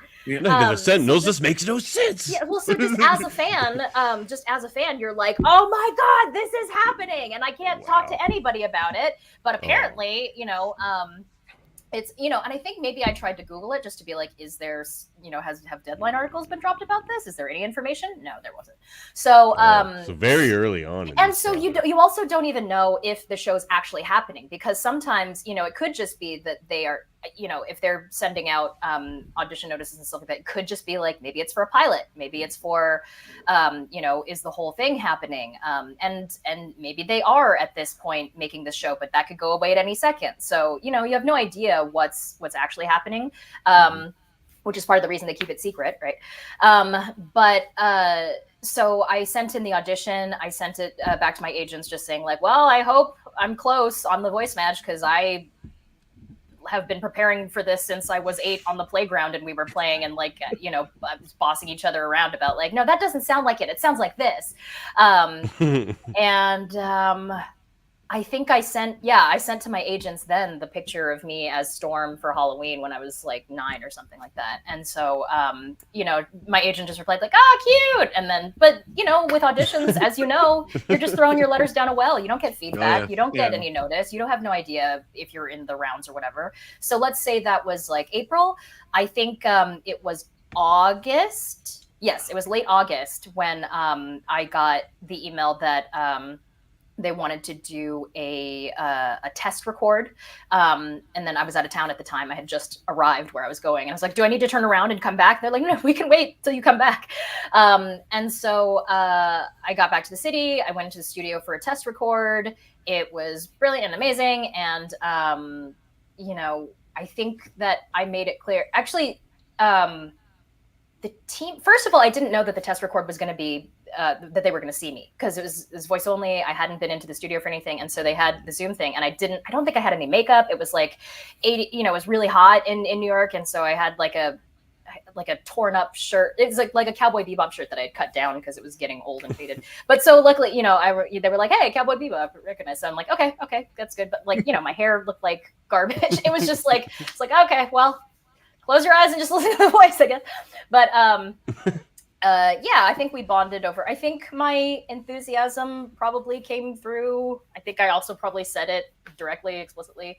I think I referenced. So it was the pilot episode, the To Me My X-Men episode, in an earlier form in a particular draft, so that was the test record. Was we recorded through that just to sort of like essentially see how it would go in a normal session.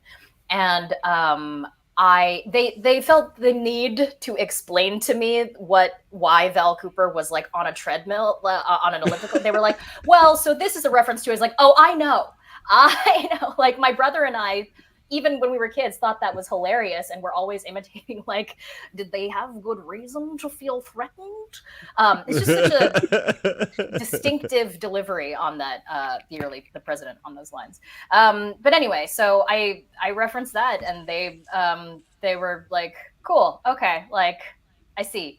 you know? So same, after any audition, you know, you can feel like it went well, but you have no idea. So then I went home and screamed internally for, you know, a couple months.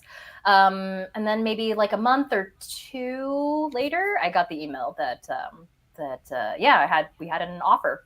And I was in holding for something else, and I like squealed, and everybody's like, "What's wrong? What's going on?" It's like, I can't tell you, but it's good. Good news. Is that a long wait or pretty usual wait to hear back for a role? That seems like a bit long. It really just depends. There's no, especially now, there is no common standard. You know, for the show that I was in holding for, it was like sent in tapes.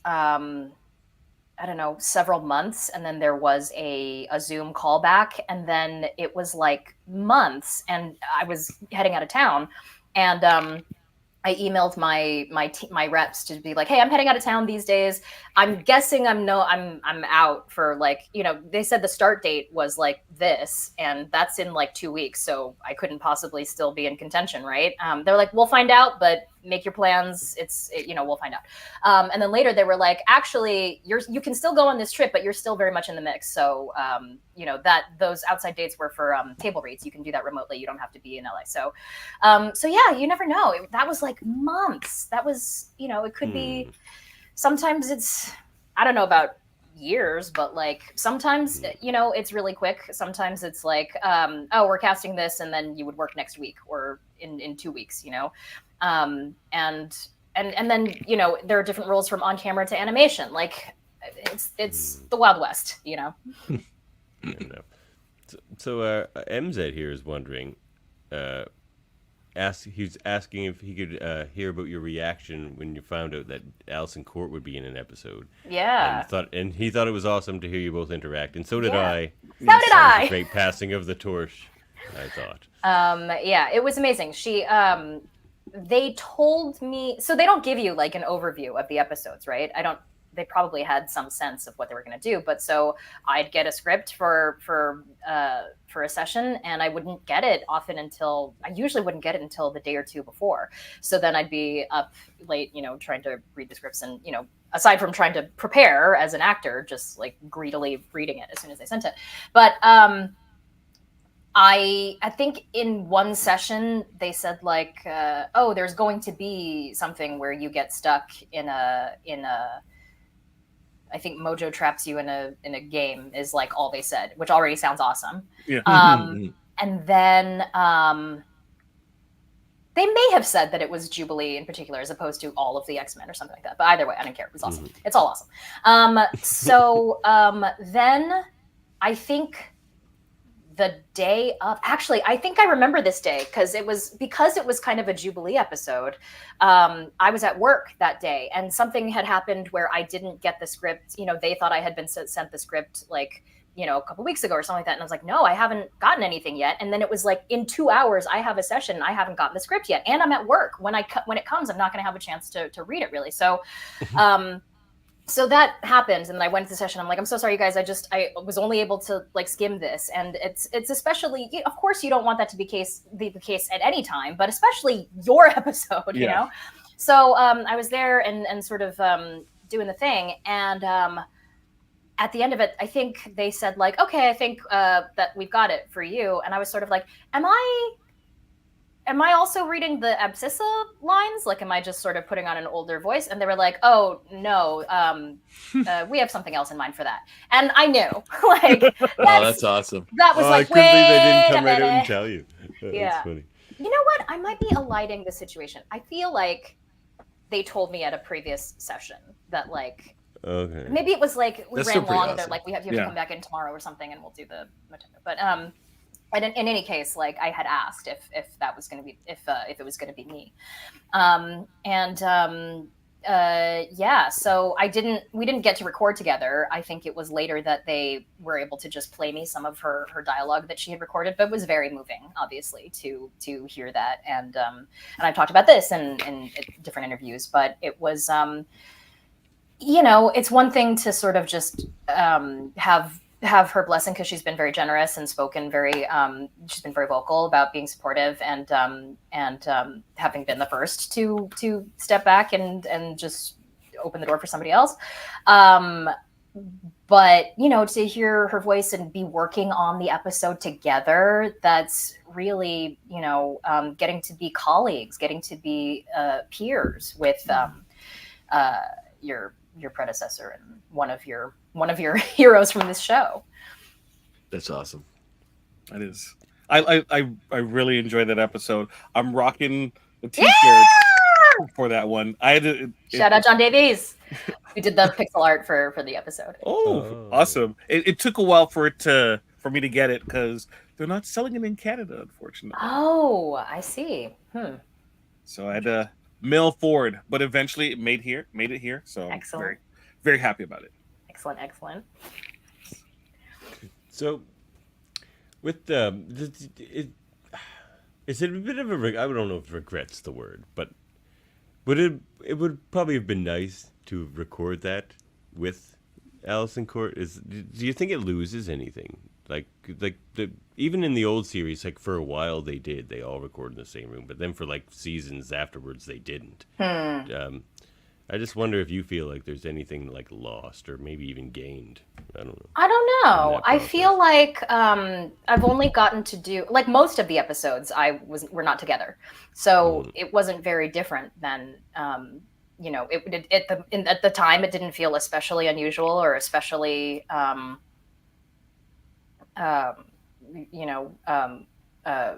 worse in some way. But of course, you never know. We can hypothesize like, oh, all this great stuff would have happened if we'd gotten to record together. You never know. Could be. It would have been really cool to meet her. It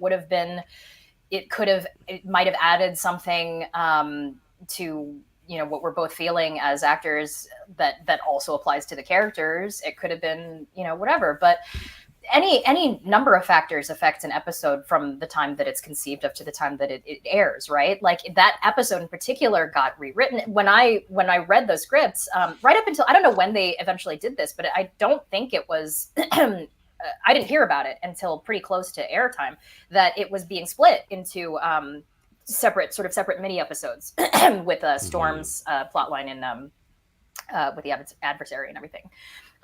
So what was lost or what was, whatever in any episode and in any project, it's, what was lost on the cutting room floor, what was lost in the rewrite, what was lost by, switching actors or the circumstance, it's having to do it in pickups instead of the original thing. You never know.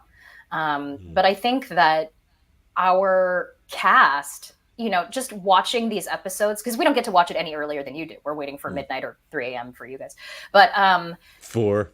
Oh my God. For them. For us. So we don't, we're watching it just like everybody else. And when it comes out, I'm always floored by how good it is, and just like how we've also forgotten there's been a couple years in between, so to watch this and I'm not thinking of like, oh yeah, that wasn't a conversation. I'm just watching a conversation between these characters. I'm not remembering that that like, oh, we weren't in the same room for that, oh, the delivery wasn't, I think that's a mark of I'll give ourselves for some pats on the back for that. I think we carry that well, but I also think that's Meredith Lane, our marvelous voice director.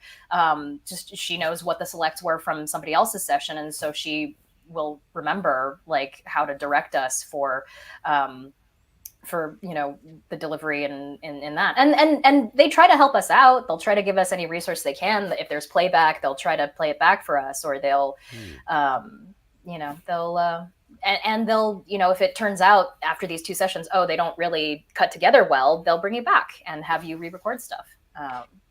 Do you like the somewhat separation in terms of working on the art and then being able to experience the art kind of separated from it with the couple of years in between? Does that? Yeah, I mean, I think it's helpful. Yeah, I think any kind of distance that allows you to sort of forget all of the ins and outs and behind the scenes and everything does allow you to enjoy the end product more as a total newcomer does, for better for worse. Okay, that's good. How have you seen the reaction to the show and the revival of. Thank you. Hold on, I barely get any type of compliments from Davin, so I'll take. That is not bask in it, Jaemeel. I've called you a beautiful human 1,000 times. How's the reaction been? How have you found the reaction to the show? Oh, unbelievable. There's no, again, doesn't all be chili fries. There's only one answer to that, Yeah. There's been nothing lackluster or neutral or I don't know, unenthusiastic about the response, both from us as fans and nerds and consumers ourselves, or from audience. I'm sure that there are trolls and whatever people who just aren't watching it, or people who are they're lost really if they're like I'm not gonna watch.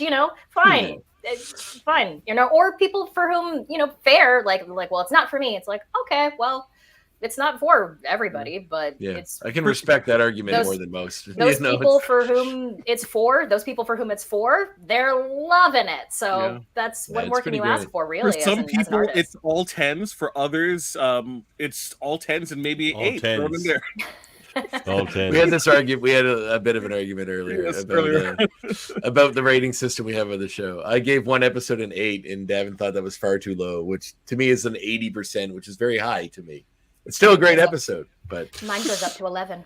Mine does too. Spinal Tap reference, very nice. Do you find, like, as an actor, I can kind of relate to this, that like when you're doing a performance that is sort of based on something that's come before, like you have to match a voice, you have to sort of keep the inflections somewhat the way they were before, obviously, to try to keep continuity.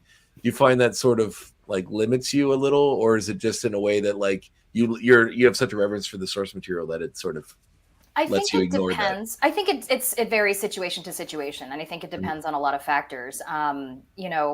There's direction. First of all, the team in general, sort of early on, as they were navigating what the tone of this would be, kind of freed us from that within the first few sessions, and sort of let us just have our own takes on it. And we trust Meredith so much, and we trust the team so much. So there's no there's no reason to think that there's anything wrong with that. Sometimes if you're doing a dub or if you're doing whatever and you're trying to match the vocal quality of something, I think I happen to like the technical challenge of like ADR and stuff like that. But for voice matching, I kind of think that because X-Men the Animated Series itself, in particular, was such an influence on me, that it's not hard to be influenced by that anyway. It is just one of my influences for this character naturally. It doesn't really require additional effort to shoehorn myself into any kind of performance. That's not always true depending on other projects, but again, different. Yeah, I guess. Yeah, it's mostly just the idea that it wasn't you, like with ADR and stuff. It's you the first time around, but the idea that like you have to kind of match something that came before you. That's sort of. But yeah, no, that makes sense. I figured I'd like, if someone asked you to be Wolverine, you'd just be so happy, in like Davin or whatever, that you would just be like, I don't care, whatever. It limits me. I'll do whatever, and I feel like that's kind of the vibe. That's awesome. Though. It's super great. I think well, it's an actor spiral thing, right? Like you could easily just question what your responsibility is to the thing, is like, how much can I sound like this person? But really, if they've hired you, then hopefully they also want what you're going to bring to it and your interpretation. That's a great point. And let you do that, because that's also not like in every situation. Sometimes, again, varying project to project, some of them that are less fun and do feel hindering, they are like, no, we hired you because the shape of your skull kind of matches the shape of this person's skull, and therefore the sounds coming out of it sound similar. We don't care about your work as an actor. You know what I mean? Yeah, like, your range. Yeah, just do the line. That's always possible too. So well, I'm glad you're doing it, because you're doing a fantastic job. Thanks so much. Yeah. As a big Jubilee fan, you're doing a great job. I was going to say, when you're talking about where your initial love of Jubilee came from, Jaemeel, I was waiting for you to say the the Generation X made for TV movie. I do remember that. I remember that. We did it on the when we ended episodes of when we ran out of episodes in the original run, but while we're waiting for this one to start, we did some of the movies. We started with the Generation X movie. So really, and that's a choice to start with that one. It's the first one. It's like we went with chronologically the first X-Men movie, which is that one. Fair enough, I guess. It's got a cautionary tale on how not to play Jubilee. Look, I love that movie. Warts and all. I love that movie. I'm not going to trash any of the actors. I do remember specifically it's not her some fault. of those line No, deliveries. it's not her fault. But, it's not her fault. She got a script, and and honestly, not the worst offender in that movie. No. Come on. I've never seen someone, and I love Matt Frewer, but I've never seen someone choose scenery harder and more. Like it was like doing an impersonation of Jim Carrey in The Mask as as a villain. Like for the whole... I do remember it was a deliberate. I'm sure he was directed to. 100%. No, I do not blame him in the movie. Not The Mask, but in the Batman Returns. That was the ripoff because that came out. The Riddler. Not Returns. Forever. Yeah, Forever. Thank you, Forever. Yeah, yes. But that was the exact ripoff that I'm sure that he was like forced to do. You're probably right. Yeah, 100%. I just remember the comparison because they came out exactly like right around the same time or like one right I never after the thought other. of that. It was I very guess clear should have because Jim Carrey was very, very similar in that movie. So yeah, I mean, I was obsessed with Jim Carrey. I was obsessed with Rogue. I wanted to grow up and be Rogue. I wanted to grow up and be Jim Carrey. It was around '96. That was the thing. I don't know if we made that parallel when we watched the episode, but she's totally right. Like even the plan to invade people's dreams was very much part of Batman Forever. That was a big part of it. Yeah, it's almost the exact. It's exactly. Check the tapes. Yeah, there's again the line readings. He's just like there's one where he was like, "Don't belittle what I do" or something like that. Before he went, But that was very like, okay, this is a Jim Carrey impression. Yeah. Even because no shade to Matt. Sorry. No, I'm we're a all huge Matt fan Frewer of fans here. Oh, yes. I'm a huge fan of that actor. But I don't blame any actor for roles unless they're just like bad actors. But like if they're just manic, whatever. But it's like if that's what the script says, that's what the director tells you to do. That's the job. Like you're an actor. You feel like empathetic for them sometimes because it's like you do. If I were forced to do this, I do not know how I would handle it. So 100%. You give them some grace, That's my defense of Nicolas Cage. Whenever anybody bags on him, I'm always like, look, I say Nicolas Cage is a very good actor, but because of whatever life choice he made, he has to make a lot of bad movies. And if you fully commit to a role, like give it your all, and it's a terrible script or it's just a terrible movie, then you're going to seem insane. That's just what happens. But at the same time, those bad movies, that there's someone there that rents it and loves it. Yeah, that's somebody's favorite movie. Yeah. I always try to remember that before I bag on too much because I'm like, somebody loved this and it means something to someone. I don't want to make them feel bad about loving something, Right. But I don't have to watch it, So again, it might just not be for you, but the Fair people enough. that it's for, Yeah. Anyway. Did you watch the Beetlejuice cartoon growing up? I wasn't.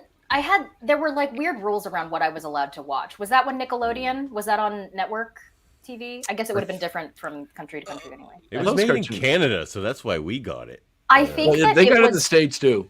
It was on either at a time or on a network that wasn't easily accessible. So sometimes I would try to watch it, and somehow I think I wasn't allowed to. I think probably because it was like an after school thing, and like I wasn't supposed to be watching whatever after school. Saturday morning's fine, but I think that's probably what it was. It was on Fox, ABC and Fox. Oh, Fox. I remember very few like snippets of it. I remember like skeletons in the closet being literal and telling everybody's secrets to everybody because I just remember. That's my favorite episode. Going, Beetlejuice bothers your dog. Yeah. That's all I remember. Yeah, I love that episode. The one that I often quote is the "Shop to You Freak" at the Spooky Boutique, where they she has this boutique where you can go buy clothes, and then they like brainwash everyone into going to shop there at the same time, and they're just like zombies repeating that phrase over and over again as they go in and start buying everything. So. I mean, it's great. What little I saw of it was great, and of course, Allison was fabulous. Yes.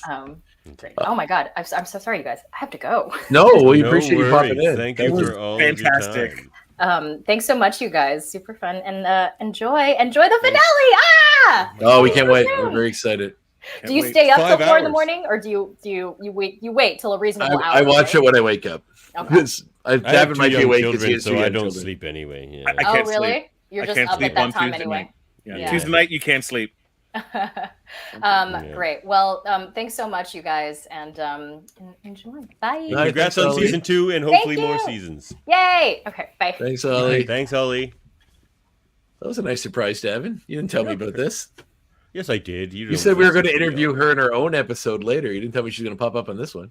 Oh no, that was the interview. Oh, that's great. So I had something while she was talking about something. I had a chance to look something up because I was sure of something. Oh boy, Jaemeel, are you able to? I just text you something in Facebook chat. Can you put it up as an image on the screen? Ooh, let me. Sorry. First, I asked you if you could do this, and then you didn't. I figured you were busy because we're all chatting. But sorry, I was. It's all good. Very focused. No, she's great.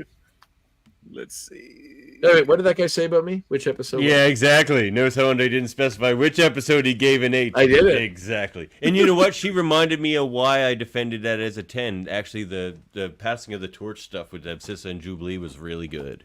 That was a good episode. Okay. Yeah, no, I didn't because I didn't want to insult her. Like, I think her work is fantastic, but I don't. And as we talked about actors and roles, someone can be great in a role, but maybe the thing didn't speak out to you as the way she was fantastic in it.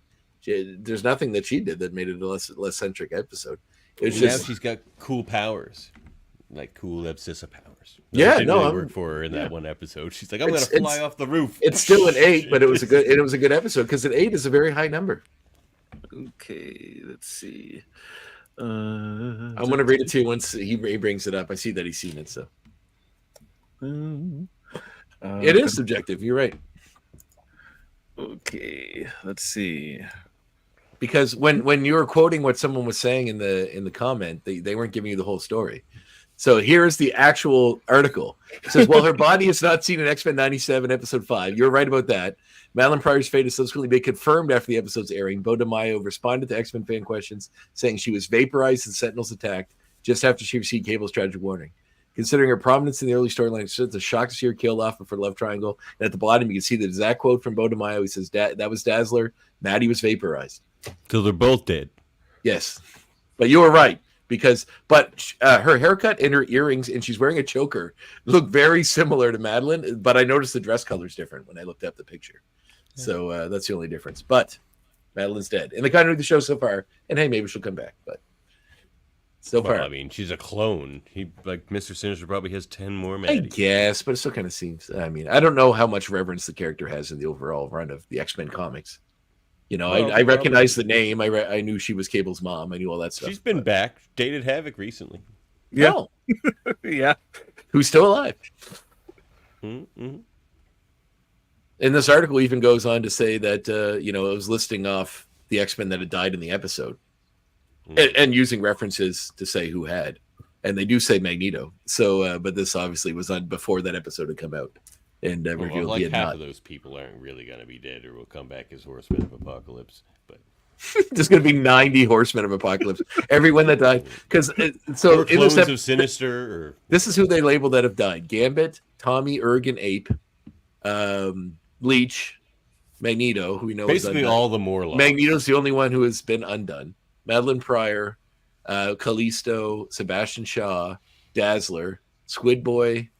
No way Shaw stays dead. Marrow, and they don't say Banshee. Oh, Banshee, there he is. Yeah, okay. Yeah, I was going to say Marrow, then Banshee. So that's who they listed, but I know there's more than that. But what about Moira? No, they said Moira. I mentioned her. She was like number 10. Celine. That's Celine. I would like to see Celine. All right. So the X-Men are planning on going to confront Magneto and all that stuff. This is the issue before Allison popped on that I had. So, and this is something that maybe Davin can explain, and he's going to explain why they don't need to explain it. But Forge is sitting in a room with all the X-Men, looking at giant pictures of their enemies, which are on a board, one being Magneto, the other being Bastion. At no point did Forge put his hand up and go, "Hey, I know that Bastion guy. There's a picture of me with my arm around him in my house that we saw in a previous episode." I don't think he wants you to know about that. I No? think he's saying hush on that, staying hush on that for a reason. Yeah, because, perhaps he should maybe give some information that could help them in their battle against this guy. No, it's going to be, see, this is like, it already sort of happened. You know how Storm got disappointed at him because they used his technology to take her powers away, essentially. Well, there's bigger versions of that for Forge. Like, you're gonna find out that like the Sentinels are sort of his fault, Bastion's sort of his fault. Like, when you can invent anything and you worked for the government for a while, they don't stop your research just because you leave. So if and when that happens on the show and he admits his connection to Bastion, then this will be righted. But for now, it is a whole. Doesn't it seem kind of tragic though? Like, is everything that hasn't been explained yet a hole, or is it just like wait for it? like plot holes. But how do you know how long you have to wait for? There's stuff from the last series that never got explained. So we just it's not. I'm not saying it's a detriment, but it's something. It's a question. It's a question mark. It's a question. Yeah, not a plot hole. It's a question. Like, if Bishop comes back, isn't there going to be a conversation? You spent all this time, even into the future, trying to save mutants, and you were kind of partially responsible in the past. Like, also, it seems kind of like that's going to happen too. If he has a connection to this guy, like there's a picture of them with their arm around each other, so obviously they're friendly or knew each other at some point. Like I think it's a great character. Like, unless if he's keeping all these secrets from the X-Men, then he's essentially making a villainous turn somewhat, because he would help. He could help stop them. He has information. He knows them. They're friends. Why he's always a bit of an outsider with the X-Men, though. Forge is always like that. It's just a friend from work, Andre. You've never taken pictures with friends with work, put their arm around it. Well, if they destroyed if they tried to destroy an entire race of people on the world, and annihilate an entire island of people that were of my race, then yeah, I probably would raise up and say, hey, that guy from work, I know him. Maybe we should try to stop him. But like the Forge we know on this show, we don't know very well. Like the version of Forge that we've seen, we only know from being in the X Factor. He's friends with Xavier and Beast, and he helps out Forge in the Bishop in the future. And it's right on time. Look, it's like the Storm Forge thing's not going to last forever, and the reason for their falling out will probably have something to do with what you're talking about. It just feels like they're doing the same thing again, because that's why she didn't like him the first time, was because he had made anyway. But we'll see. Yeah, and it'll be like that too. It'll be like, I like Forge. I hope he hangs around. I just think it's kind of. It makes me wonder if it was because they snuck in references to him throughout the show as a little Easter egg if you're paying attention. And it makes me wonder if they thought about it that deeply, or that was just their way of getting it in that episode.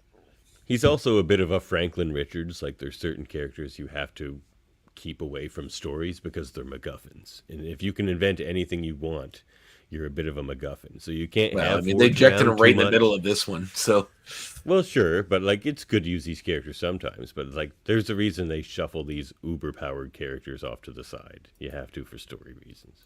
Yeah. Franklin Richards could solve every problem. You wouldn't need Avengers. You wouldn't need X-Men. You wouldn't, So Franklin goes to school and doesn't get to solve. I have an even bigger MacGuffin, which we'll bring up later, which is another Franklin Richards character that was hidden in this show.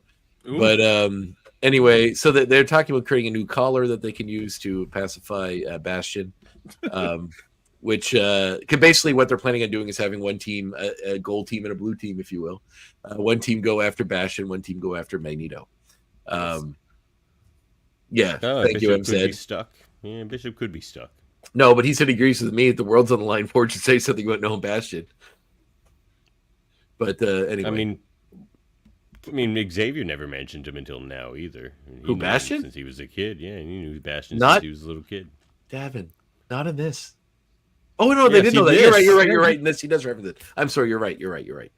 Davin sometimes just glosses everything with the comic brush that I get.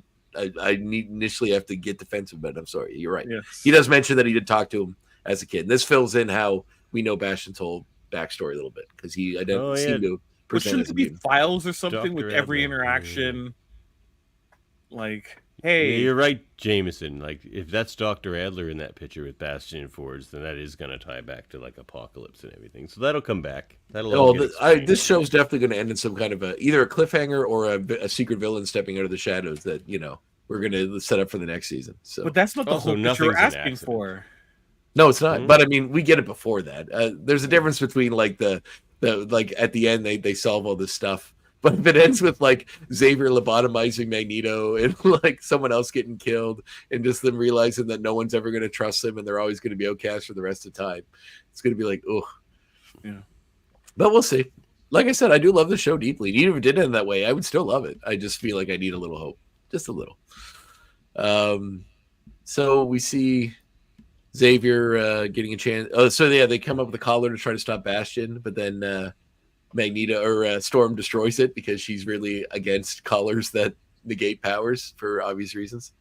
Let's just go, a fun little go down moment. that path. Yeah, like to be fair, she does not want to wish what happened to her to her worst enemy.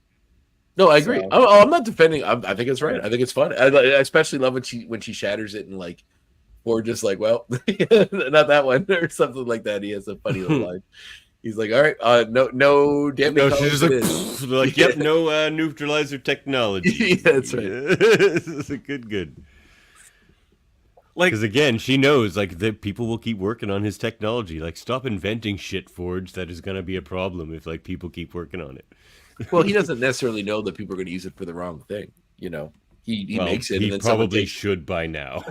Yeah, just don't make he really anything. should by now. If he was smart, he'd just kill himself because everything he makes seems to go and hurt other people. So he starts inventing really comfortable pillows. Okay, maybe you should start thinking about that'd be good. Maybe you should think about inventing a cure for AIDS or cancer or any of these other things that are plaguing the You world. could work on the legacy virus right now. Yeah, or any of those things. It's like, you know what? I got to make a cooler gun that can kill mutants.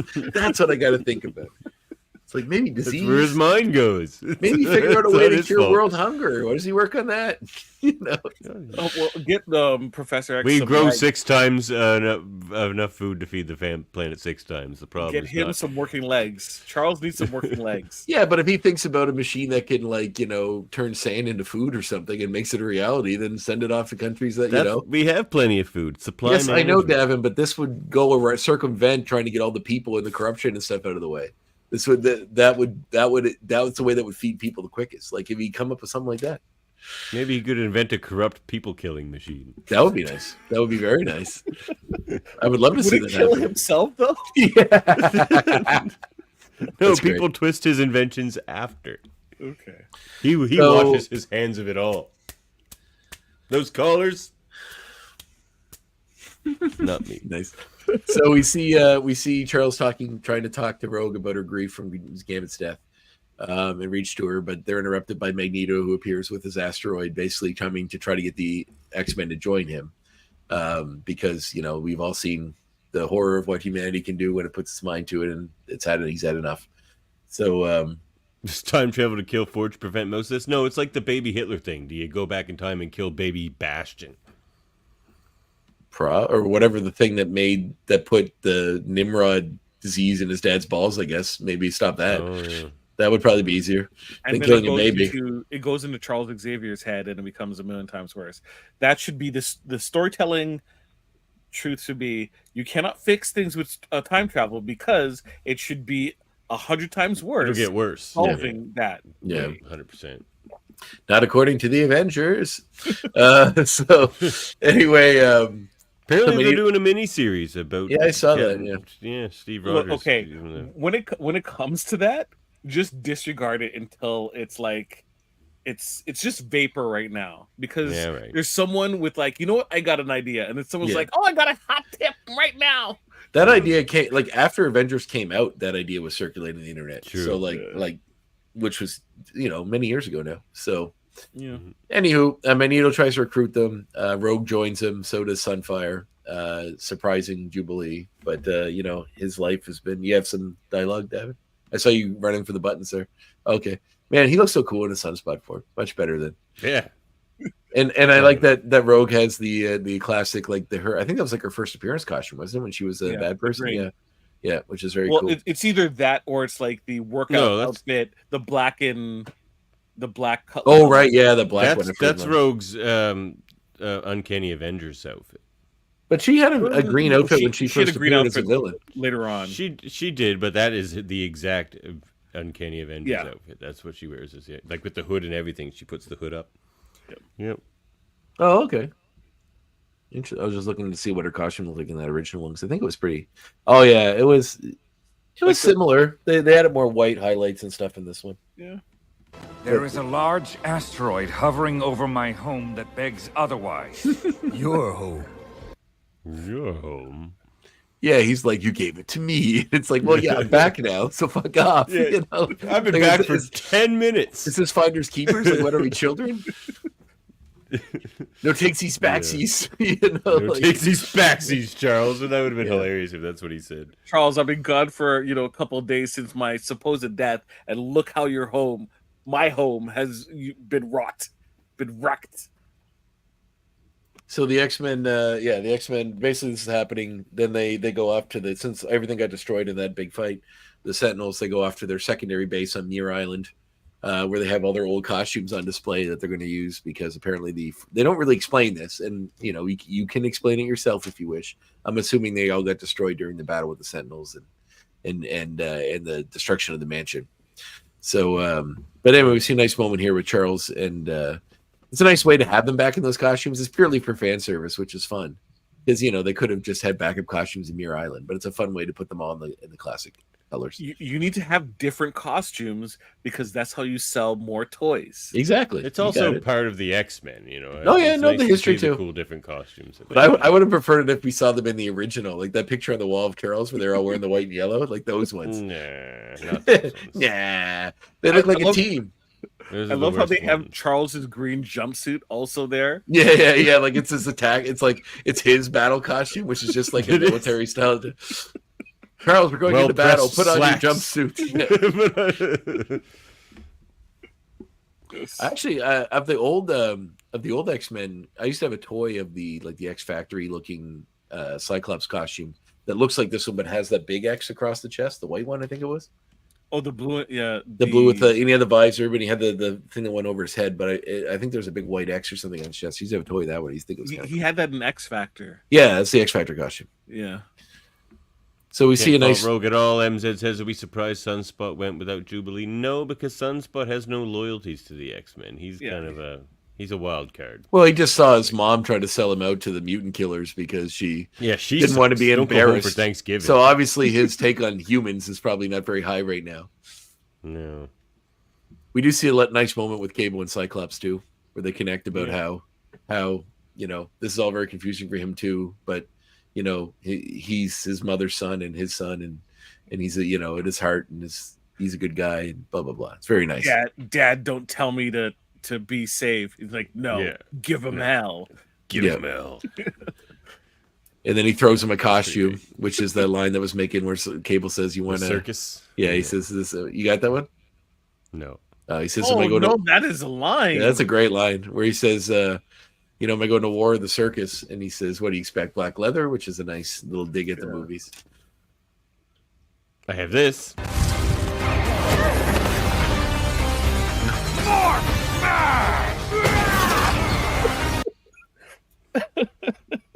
A little morph smash.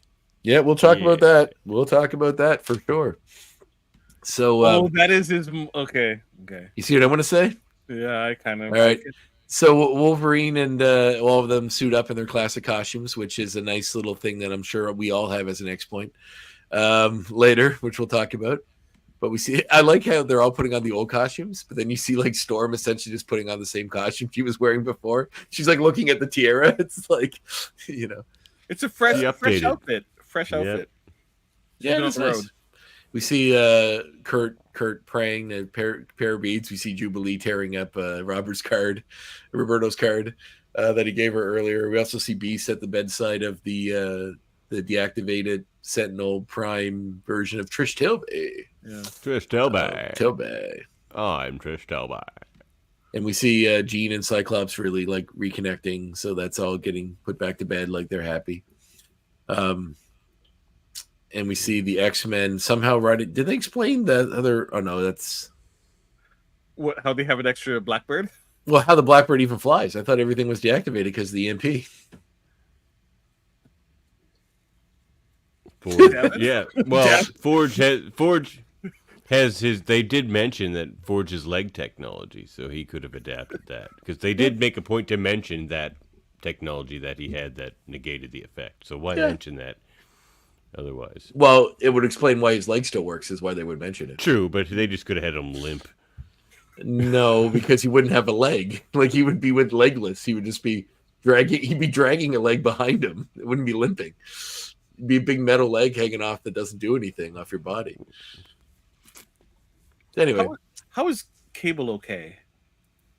Yeah, I wonder that too. Well, maybe it's because it's techno-organic. It's techno-organic virus, so it's like biological. But also, how is Bastion okay? So, yeah, same reason. He's still alive. But then how is so his it's biological somewhat with those new Prime Sentinels too. Yeah, but he does have Sentinels that work. There are a bunch of them with him. They also did make a point to say that Bastion is like immune and he's like the core, and that's why he's running these Sentinels. Because he's using his own powers to power the Sentinels. Yeah. Okay. Yeah, it's Forge says it's to deal with his technopathy, which is part of his power. Yeah, right. That's how they're. But it doesn't explain how the ship works once again. But whatever. No, but Forge's technology is an easy thing there. Yeah, that would explain it if they had bothered to put that in there. And Beast had added Shi'ar technology to the Blackbird in the past. Which one? The first one that blew up or the second one? Well, he would add it to all of them. Okay. Well, it still doesn't explain EMPs, Anyway. So we see Cable and the crew going after Bastion. That's right, because they run into Sinister and they get a big fight with them, in which we see Morph turn into the Hulk. Cool fight. Yeah, very cool fight. So Morph can take on all the powers of the people he takes. No, he can do physical abilities. So physicality, so he can make his muscles denser because he can control his density, but he can't like shoot Cyclops beams. How would he run fast? How would he run fast when he's Quicksilver? Exactly. So he can like make super like strong tendons and whatever physical changes. Quicksilver's mutant powers give his body to allow him to do that. Morph can do that because it's just physicality, but he can't like shoot beams. And I don't think we'll ever see him like call lightning because he looks like Storm. Like none of that. It's just physical stuff he can do. Yeah. And there's a limit to that. Like looks like the Hulk and he's smashing things, but he's not as strong as the Hulk. Which is super dense and super strong to his. He's not invulnerable as well. That's why Jean had to wrap him around with a shield first, a TK shield. Well, in the past when he became Wolverine and fought Wolverine and their claws hit each other, why didn't Wolverine slice through his claws? They didn't show them like pretty sure they did. But you could say that's physicality as well. No, then adamantium doesn't work the same in this universe. Intense, well, then adamantium doesn't work the same in this world then. Why? Because it's a metal. It's not a person. It's not a physical attribute. So true. Davin, take a look at the notice. Notice. The Quicksilver speed didn't make sense. No. StreamYard has lost access to your Facebook account. What? Don't worry, we got you covered. Click here to reconnect your destination. It's not giving me any of that. Well, I see it. I'll click it. I'll click it. You should. Okay, you click it. Yeah, it's not giving. So are we not on the air right now? It's still a check mark for me. And then check marks never went down. Oh, maybe it's just Jameel's connection. Maybe it's just me, but it does say X-Men, the Facebook account X-Men X-rated the X-Men animated review show. So continue with Jaemeel. Weird, because it says it's going. Oh well, we'll see. If anyone's watching on Facebook, let us know. So, yeah, all right, continue on, Andre. We're watching a cool battle scene here. Morph smashing. Pose the question, what is the sound of one hand clapping? I like that one a lot. Yeah, and he uses the hand to slap the other one's hand. It's pretty great. There's some good beastisms in this one. Oh yeah, we do get an altercation between Jean and Sinister as well, where he's teasing her about, putting that he doesn't know where she ends and Madly begins, and he says he could explain it.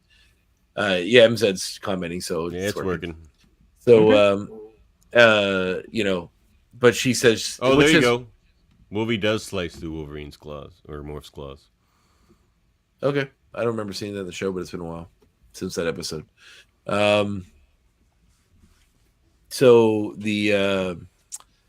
But this is kind of the point of this episode, I guess, or at least some of the thing some of what's going on is that actually we're gonna get to that. So we cut before that really gets he's taunting her basically. Then we cut to Asteroid M, where we see the Blackbird arrive, and the X-Men getting in an altercation with Magneto, who has a cool little throne he built out of parts of a Sentinel, which looked really cool.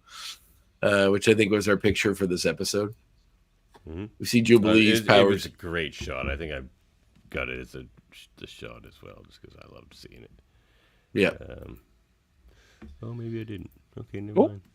I'm sure you have this. So we see Jubilee and Sunspot getting in an altercation, as well as Wolverine. Just start biffing fire and fireworks at each other, like talking about a relationship spat. He's like, Jesus, I'm sorry. I said I'm sorry. She's like, I don't care. No. Which is nice. Very teenage response, I guess. Although she's supposed to be, 18 now? So, but still, it's pretty great. So then I'm sure you have this quote. So Charles is trying to reason with Magneto. You must have this one. It's like the most famous quote on the internet right now from the show.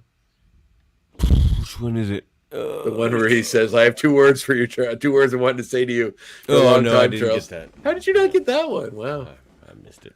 So Magneto says, "I have 2 words I've been wanting to say to you for a long time, old friend. Shut up!" And then covers his mouth with a piece of metal. That's pretty good. I've seen that meme so many times.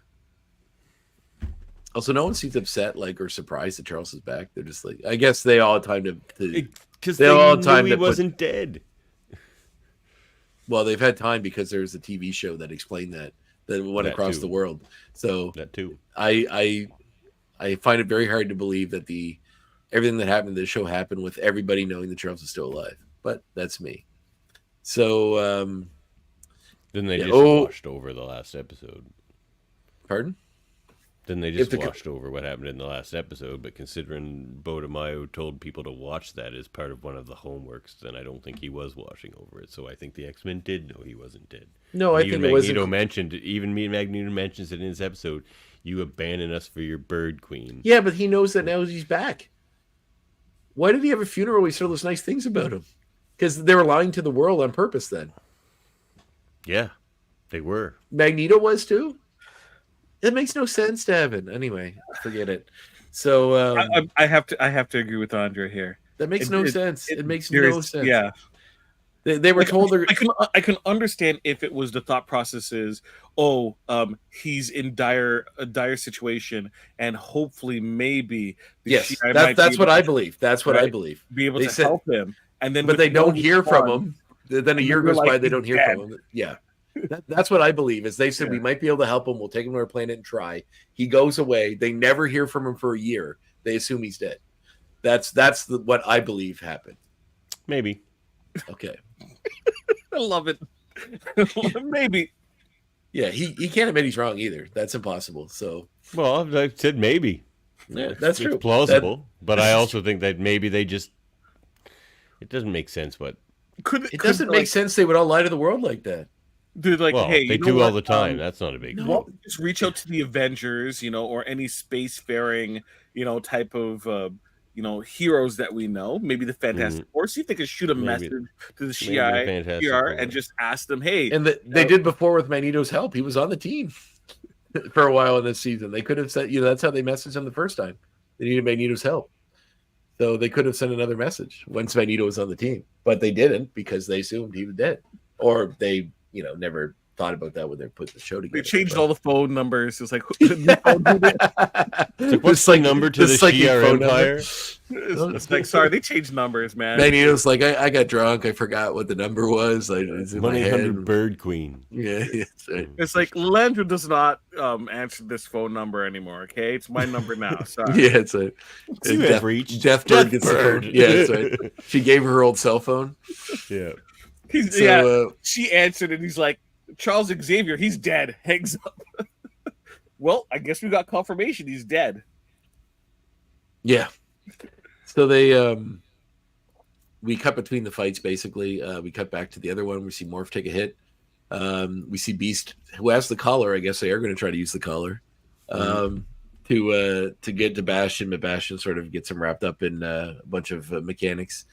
And starts shocking him and takes the collar, which could be a MacGuffin. Like maybe it was, we'll find out next episode, but maybe they wanted to think they were going to use the collar, but it means something else. Who knows? So So it might be something entirely different now. That's what I mean. It could be he's looking at the collar while they're doing something over here. That could be the big thing. But we see Storm get hit by Sentinel and go down. I feel like, did we see her get caught by somebody? Where'd she go? No, she falls in the water. Yeah. No, I think she falls in the water. Yeah. So we see that whole line you put earlier with Sinister saying that he took her apart and all that over and over again. We also find out that because of his ability, seems everybody agrees with you. They had just assumed he was dead. The legions. Yeah, he did. Yeah. Like I said, it just doesn't make any sense to me, all the stuff that happens in the first part of this, especially all that stuff about like his legacy. It just seems like quite the assumption. Like, I feel like if he died, maybe Lilandra would call them and be like, by the way, he died. But she's busy doing bird person stuff. Busy bird queening. She had to build a nest. There's some larvae she had to regurgitate into her young's mouth. I don't know. Who knows? Bird stuff. Delicious. So we do me a favor and go down to Earth and just tell them I'm not dead. I can't be bothered to do that. I got to spike my mohawk. This is where we find out during the battle that Cable is being controlled by Sinister because of what he injected him with when he was a kid. Oh, right, that's right. I think it was like a scrambler. Yeah, it wasn't. Yeah. Did they say that in the episode? They must have missed that. Okay. So we see. Yeah, see, Lilandra is like the new stepmom that keeps their dad away from his kids. So she's the only one in the will. So you're describing the plot of DC Andrews' Flowers in the Attic. That's so great. I love that. Like the whole subplot of this is the VC Andrews book Flowers in the Attic. Just keep the kids away from the new husband so he never knows she has kids, and then try to kill them. Essentially, is what happens later. So we see Jean trying to defend against Cable during the battle. She gets a psychic version of that because she's on the island. Well, Scott's. So I know your genes, Jean. Yeah, that's a nice line too. I like this one. You ask nicely. I can tell you when I switched you. He's being such a dick, but then she ain't having none of it. Charles's voice is great. Coward hasn't abandoned Bastion yet. I was waiting for you to bring me what I want. Which is Cable. Yeah, interesting stuff there. And then this is the through line of, I guess, the X-Men in general, where she says, like, I don't need to know because, like, I know who I am and I know who my family is. So regardless of who I am, it's chosen family, right? Which is a big theme. You don't, whatever your relations are, you choose to be with these people. They're my family. That's like her connection to Storm and all that stuff. So during the fight, Charles tells Cyclops to work and get the helmet off. He tries to pacify Magneto by using his by getting into his mind once they get the helmet off. But then Magneto actually, which is something I don't think I've ever seen before.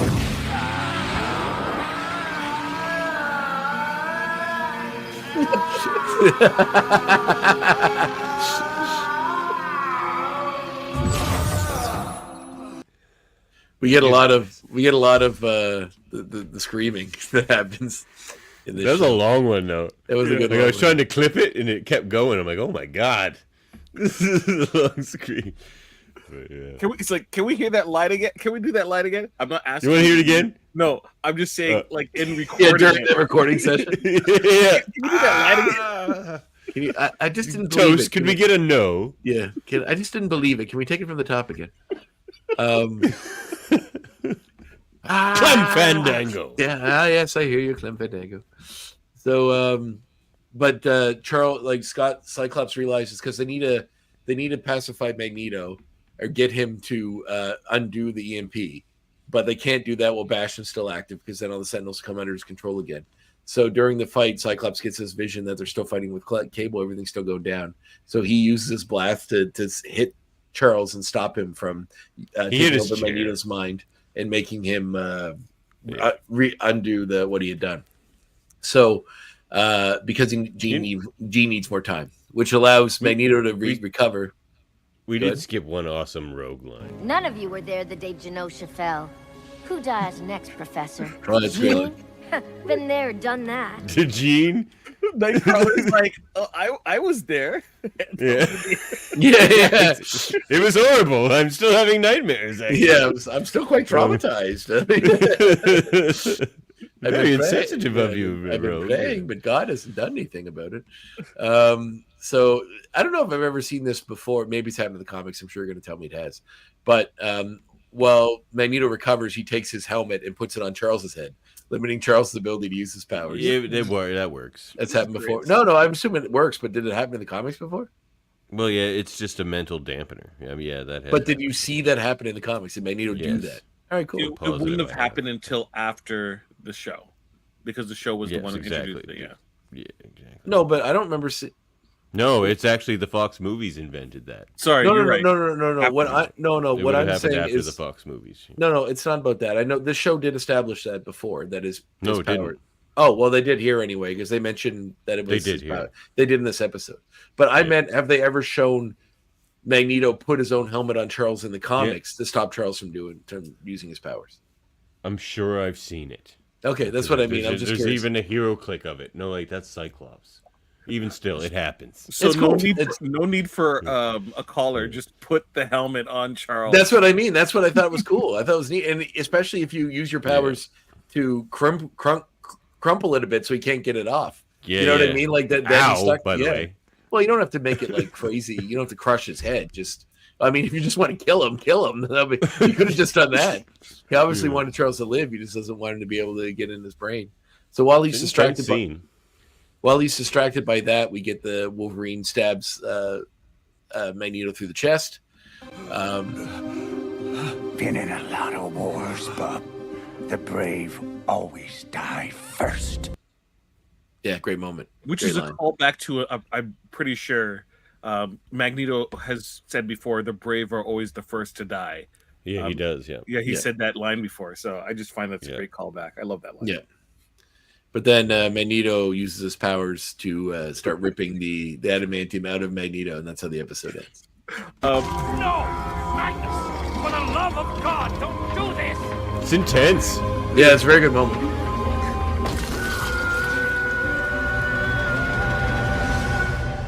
Did I tell you, I don't want to ruin this because I wanted to do it and make it a surprise, but I had an idea for an art print I want to do. You know the famous one of Wolverine on the bed with the picture of Jean? I want to do that, but the picture's just of the metal claws. And he's looking at it. I still had those. Yeah, exactly. That's what I'm going to do. Scratch it with a bone claw. That's what I'm going to do for the next one. Maybe have the bone claws out when he's doing it with his hand. Yeah, but we'll see what they look like in the next episode. This is not, and once again, Devin, don't think that this is just me trying to, bring up interesting stuff for the show. I feel like doing something so devastating to Wolverine at the end of this series, I get it, but Wolverine has done very little in this series. Very little. Which is even more reason why. Exactly. But I feel like because it gives them stuff to do next season. Exactly. But it didn't you don't like imagine Life Death, but like 4 episodes of it. It'll be like 4 episodes of Wolverine doing Life Death. So there's going to be a lot of Wolverine next season. And then he'll come back likely as Horseman of Apocalypse. I'd bet anything on that. Well, if they introduce Apocalypse at the end of this, because that's in the comics. Well, we got X-Point. That's how he got it back in the comics. I know that. Yeah. I just feel like it was like a note. Okay, we're gonna bring back X-Men 97. Oh, it's famous that DeMaio said to Disney that this is an X-Men or a Wolverine cartoon. It's an X-Men cartoon. Which a lot of X content has been. After reading that, all of it has. It makes it apparent to me that DeMaio doesn't think that Wolverine's the most interesting part of the X-Men. That's why he focused on the rest, which is fine.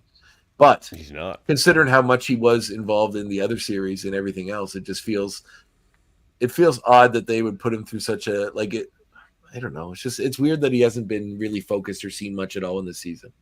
He's in all the fights. He does cool stuff, but he's had no character growth. That's his natural place in an X-Men comic, though. Just like But then it means very little to me when something bad happens to him because he's not Other people are going to go into the background, and he's going to come to the forefront. Yeah, no, I get that. This series just wasn't his moment to do that, and it'll be the next season. Will be it. So, so they'll just DeMaio's like, this isn't a Wolverine show. We'll just be like, okay, well, we'll get a shot to his Wolverine story.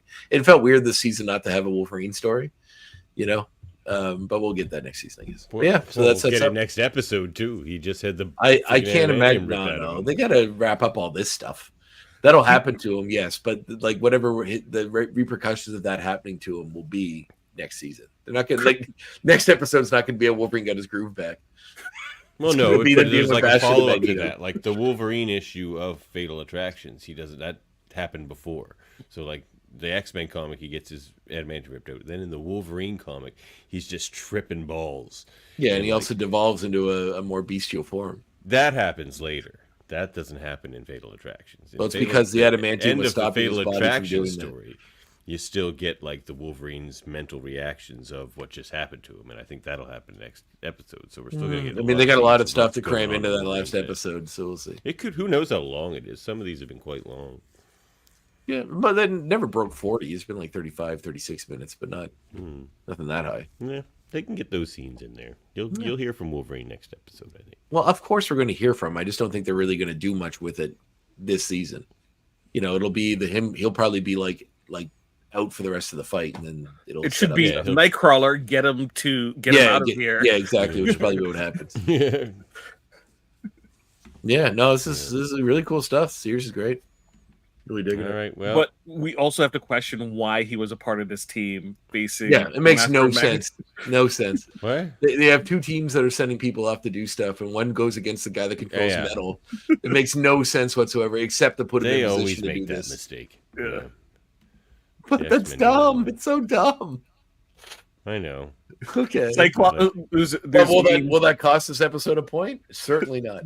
There's memes of like, why wasn't Wolverine part of the other team? And you see Cyclops with a thought bubble of Jean kissing Wolverine. Like, no, he's coming with us. Oh, I saw that one. Well, I mean, you could argue that perhaps Professor X wanted Wolverine to kill him, and that's why he brought, because he knows of all the people that would do it, it'd be Wolverine.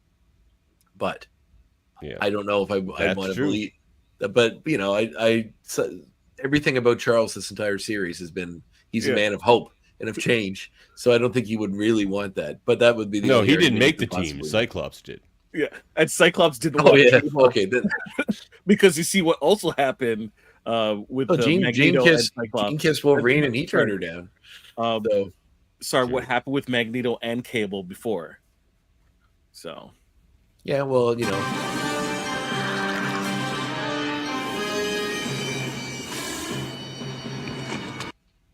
Oh, that was the wrong. Yes. Well, we'll do X points first. We'll do X points first. That was the X points theme. So let's do it. Well, I got one for you. Like when he gets control of Cable, Mr. Sinister, and he gets the Sinister Diamond.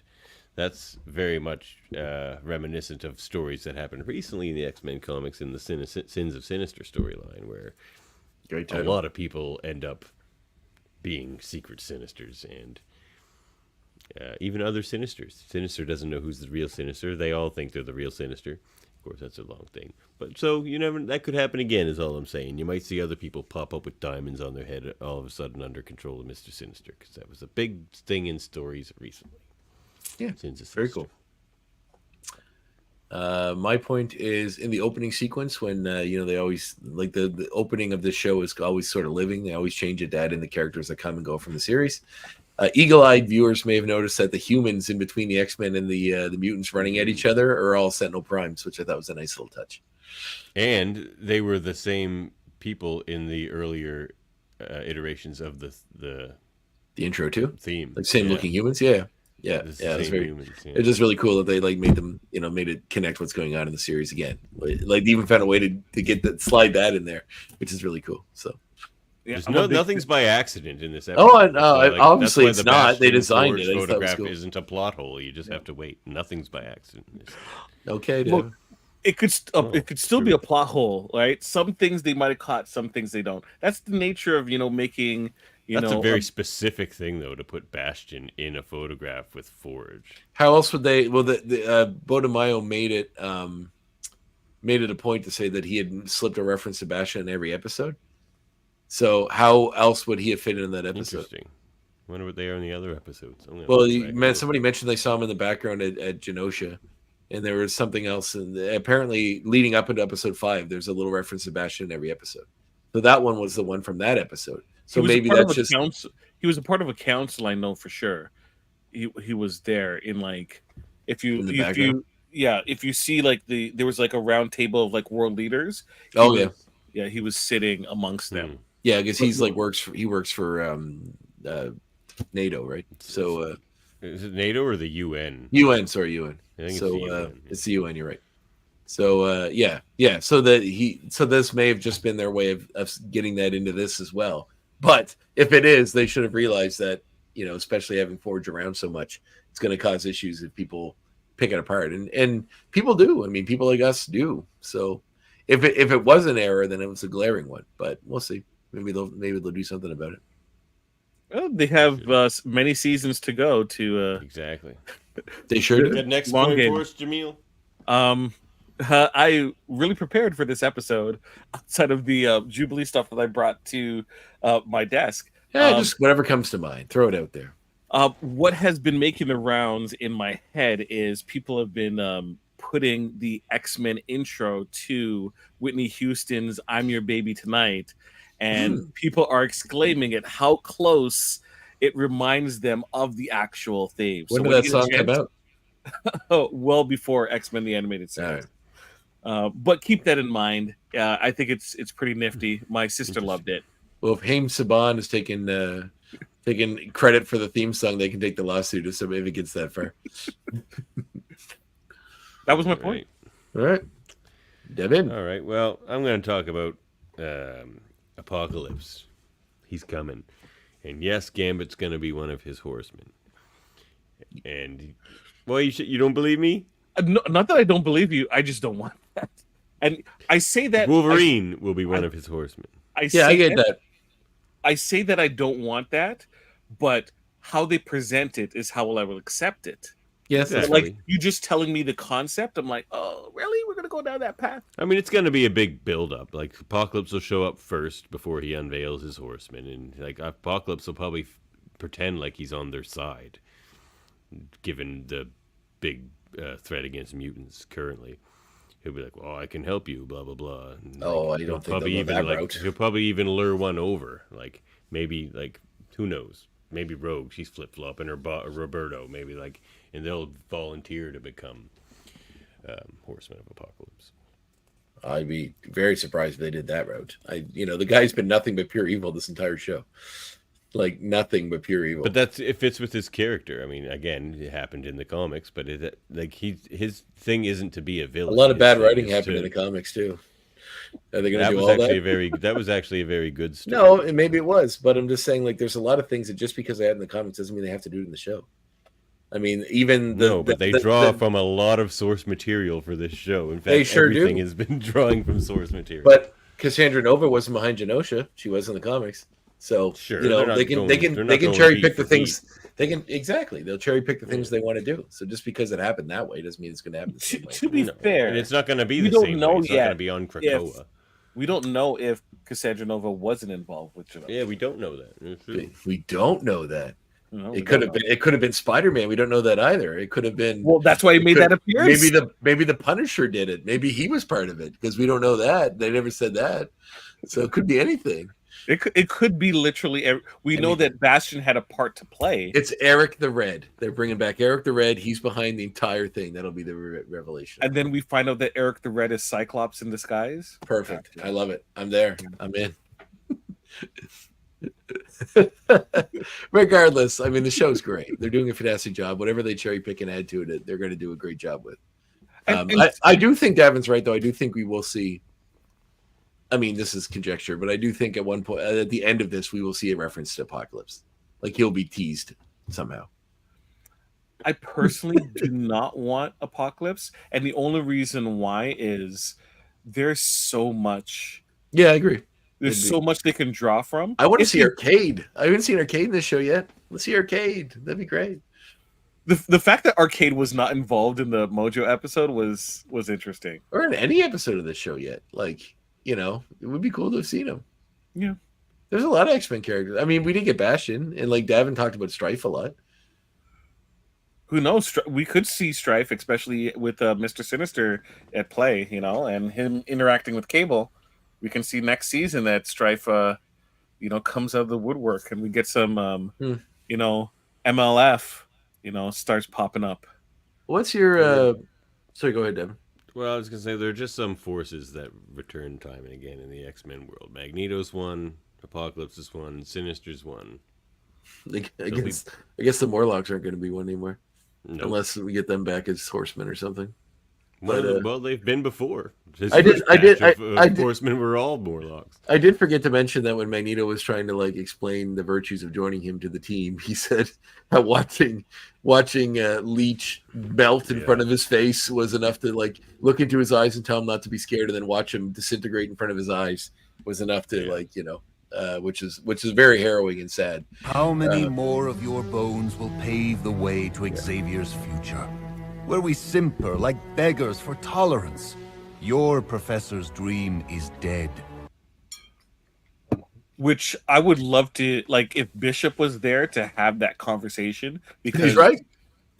He's like, I've seen it. Cable too. Cable's like, Yeah. I was at that future. Yeah. I saw the machine humans ran everything and mutants were slaves. Yeah, Cable's future is an Apocalypse run future. It's a little different. But Cable knows everything Bastion did. That was part of his future. He told him about it. So it must be further on down the line, I guess. But he talks about how it was a utopia as well. All right, my next point is that the hangar at the X-Men secret headquarters on Muir Island, there's a motorcycle that looks exactly like the Wolverine mutant cycle from Toy Biz in 1991, if you remember that toy. I remember looking at that and saying, man, that looks familiar, and then looking up some facts about the episode and seeing that. So the Wolverine mutant cycle from Toy Biz. Apparently they almost used him. Oh, cool. I'll have to take a look at that book again. Davin's got it handy. Mine's in my library. We don't all have libraries. Well, it's only a small room. Sorry, your library's on your wall. Yeah, kind of, yeah. Although those are single issues, I think, aren't they? Which are still pretty cool. Yes, very. All right, what do you got there, Jaemeel? Pull out of your ass quickly.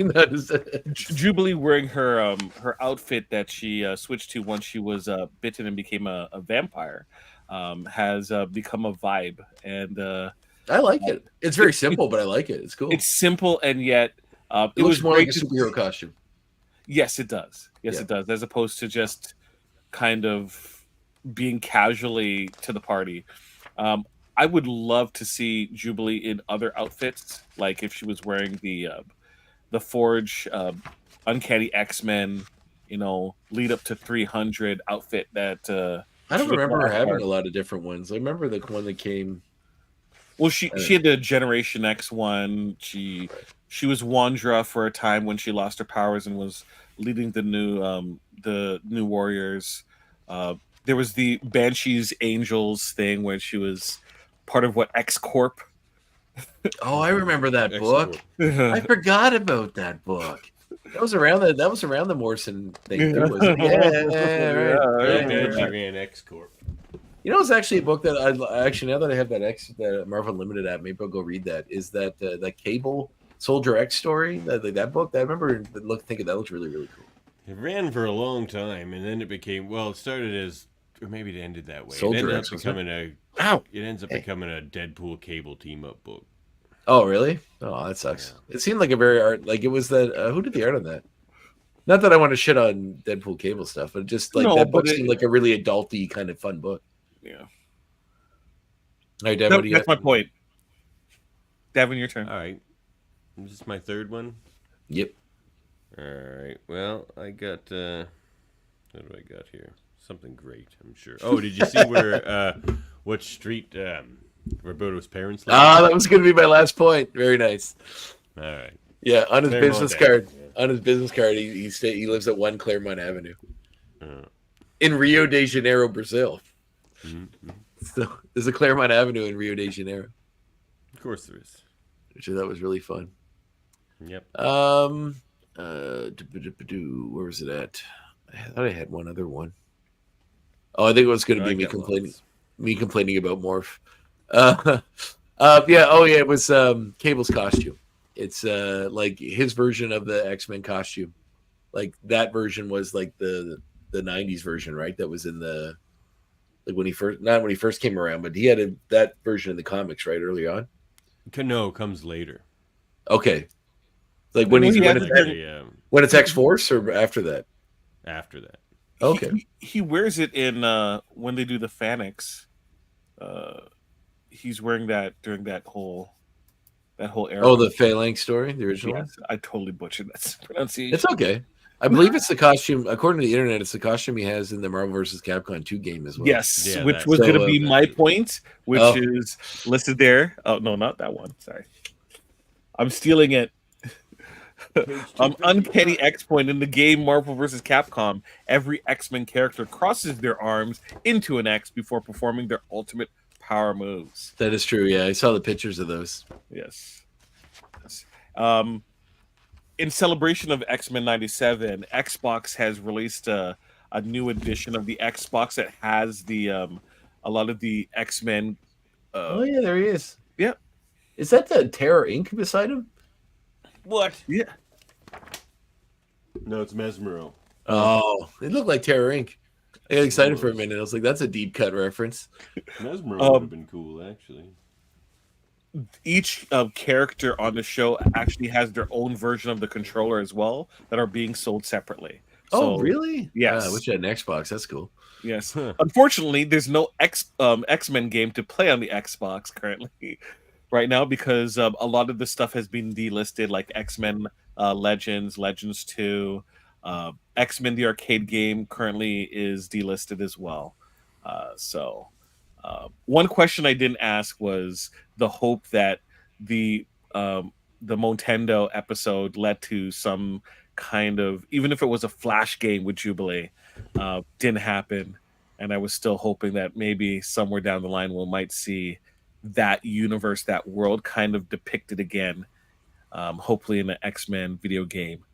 People want an X-Men video game. Apparently there's 3 in the works. Oh, cool. And how many of them are mobile? Yeah, 1, I think.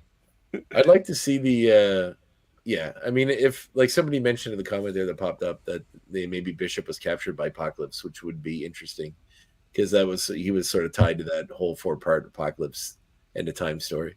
But landed somewhere messed up too because he clearly got separated from the baby in the time. It's like how often does Bishop never learn his lesson? This is like the 4th time he's got lost through time while trying to time travel somewhere. Like he always gets back to the future and they're like, oh, I got fucked up a different way, Bishop. It's like, remember the first way? Well, it's different now. It's like and that's what I mean about this idea about like having a glimmer of hope, because if it's just no matter what you do, you're going to fail. What's the point? But because like it's like there's a lot of terrible Terminator movies, but when they made the last one that James Cameron produced or whatever, Dark Fate, I think it was called, whatever one that one was, they're like, oh hey, you guys stopped Skynet, but then another AI took over and fucked everything up. So it's like what's the point? Like what was the point? Okay. Oh, there you go. Oh, is that the new? Oh, what, the original? No, X-Men Origins, like the one based on the movie. Yeah. Okay, interesting. Yes, and just there's a Wolverine game coming out, isn't there? Like one by the same Insomniac or whatever. And that's going to be Sony only. That's going to be on PS5 or whatever. What about that Midnight Suns game? Wolverine's in that, isn't he? He is in Midnight Suns, which is multi-platform, so you can play it. It didn't look that great though. Is it any good? It is a kind of a card-based system, like it's like XCOM. It's actually pretty good. A lot of lore in it. Not everyone's jam, but I'm playing through it, and it's pretty good. I played through the Avengers game. It was okay, but I didn't love it. I like the story more than the actual gameplay. Yeah, the story was great. Just a little cleanup. The controllers are not being sold. They're part of a contest that is still going on right now. So look it up. It actually ends on May 19th. This is gonna be wild. But The controllers are made in Xbox Lab, which is their process where you can make custom controllers. So a lot of the colorways you can create yourself, all right, and get your own controller in those colorways that they have, expressed, all right, that they've showcased. So you can get your own Jubilee-esque controller. It's not the official one that's going through the contest, but you can get that. Interesting. Right on. Well, final X point. I was just getting some serious and I think very deliberate Pride of the X-Men nods in this. Oh, yeah. I was going to bring that up too, but I figured you would. Yeah, not just like the Cyclops costume and the Wolverine. I like a lot of the costumes. But like there was some music too, which was actually like I felt like there was a musical nod to the arcade game because they have the same outfits in that.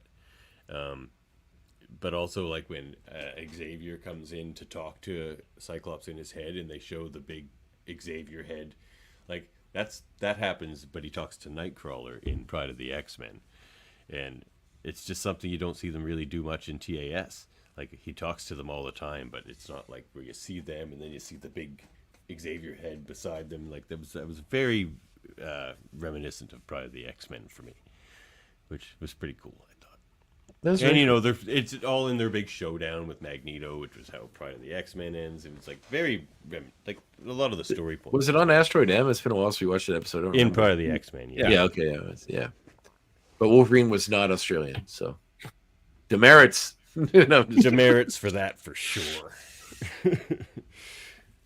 Yeah, they recently rediscovered the Australian marsupial Wolverine. Ooh. So there you have it. I like how before they're like, are Wolverines from Australia? Probably. It's like let's just make him Australian. Crocodile Dundee's hot. They could have called him the Tasmanian Devil. That would have made more sense. Yeah. Yeah. All right, now let's get to the theme I wanted to hit the first time. Each of us will have to look into his own heart and decide. Oh, this is a tough one. 10. It was great. It was friggin' fantastic. The Storm Jean thing is the best thing ever. It's the best thing ever. It's a 10 just on that scene alone. And the rest of the episode was good too. So, great battles. Pretty great. What do you think, Jaemeel? I want to hear your answer before you mine. Good speeches from Magneto and Xavier. Lots of Okay. So despite everything that I said earlier in this episode, I actually really like this episode. Yeah, me too. I love it. And I'm going to give it a 10. That's fine. You guys were just goading the bear. It's not about goading the bear. It's about the things need to hold up to some, some contention. You got to there are issues with it. I flip flopped on a 9 or a 10 because I do really like it. I do have a few issues with it, but nothing. Yeah. Let's give it a 10. I'll give it a 10. Keep it 10. I hate you. That was like you guys. All right. Look at you all. Yeah. All right. No. It had its faults. You guys make me sick. Why? Because we agree with you? Would you rather us disagree with you? I could have made it a 9, and I almost did. No, you disagreed with me the whole show, and then agreed with me for 5 seconds at the end. That's No. Me thinking this episode isn't a 10 does not negate all the previous stuff I said. Because the other episodes... You said a 10 had to be perfect. You gave me shit for giving things 10s that weren't perfect. Fair enough. Then it should just be a went 9. against your own friggin' rating system. No. Like, there are things that... There are issues you have with something that bother you. Yeah, fair enough. But, if you have any... Yeah, good point. Yeah, none of those things that you thought were nitpicks in the other Okay, episodes you know what? I'll me. be 100% truthful. You seemed a little detached the last few minutes, and I feel like you were hurt, and I felt bad about it, so I made it a 10. I would make it a 9. Let's make it a 9.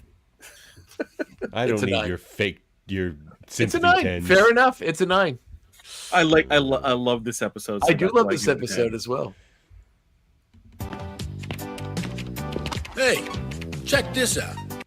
Well, I'll make mine quick. You know, because I mentioned it in this episode, and that was beautiful too.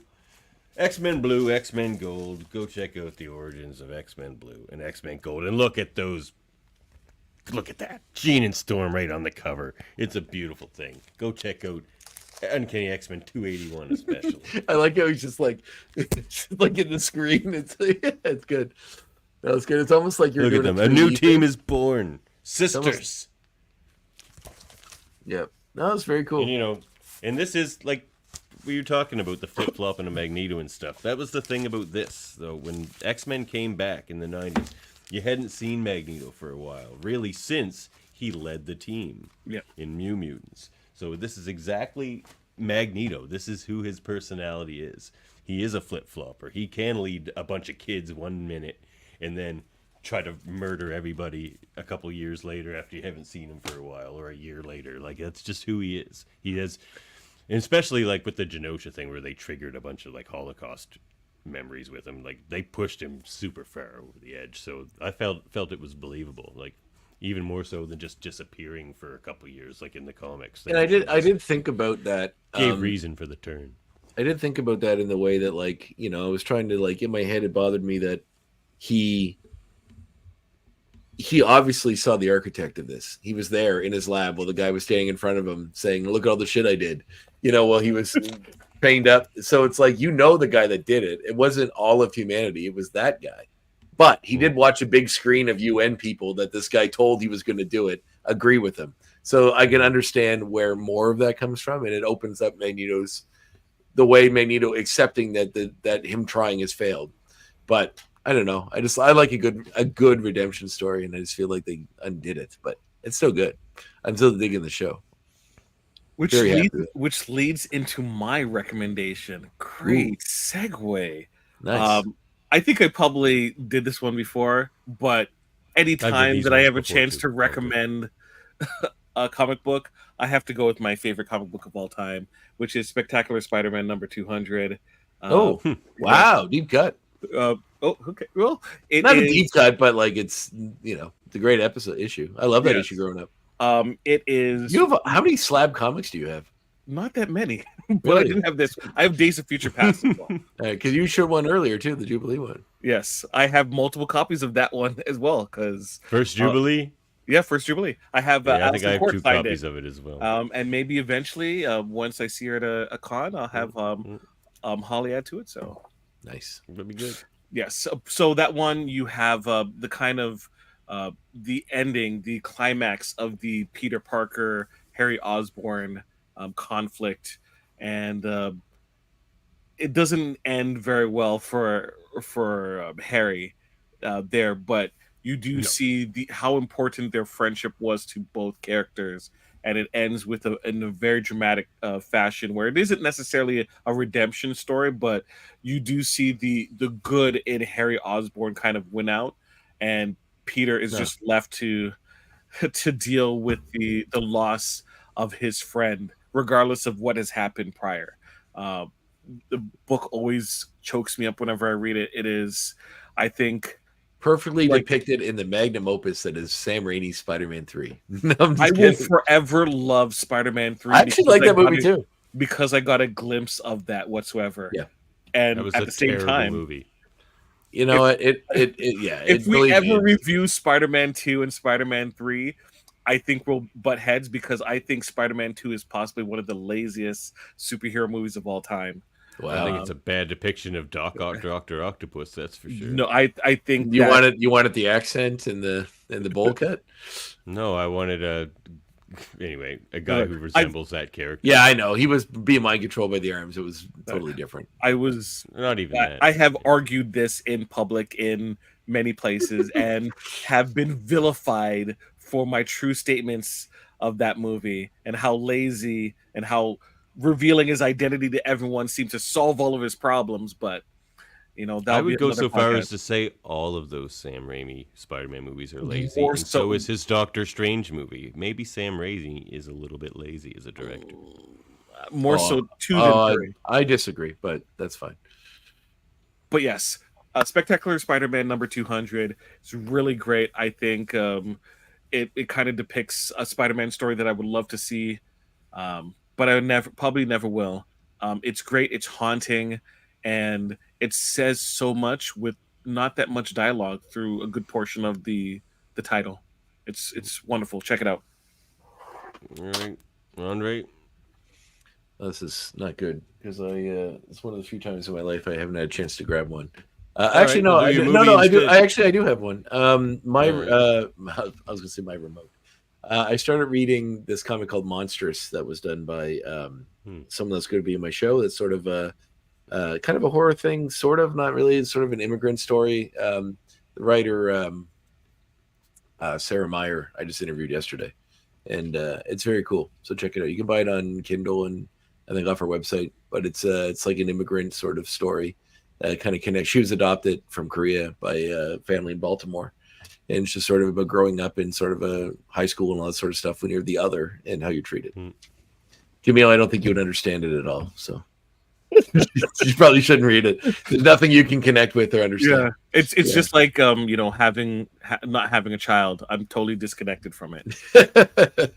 You guys don't get it. You just don't get it. Well, maybe someday we will. Change the channel.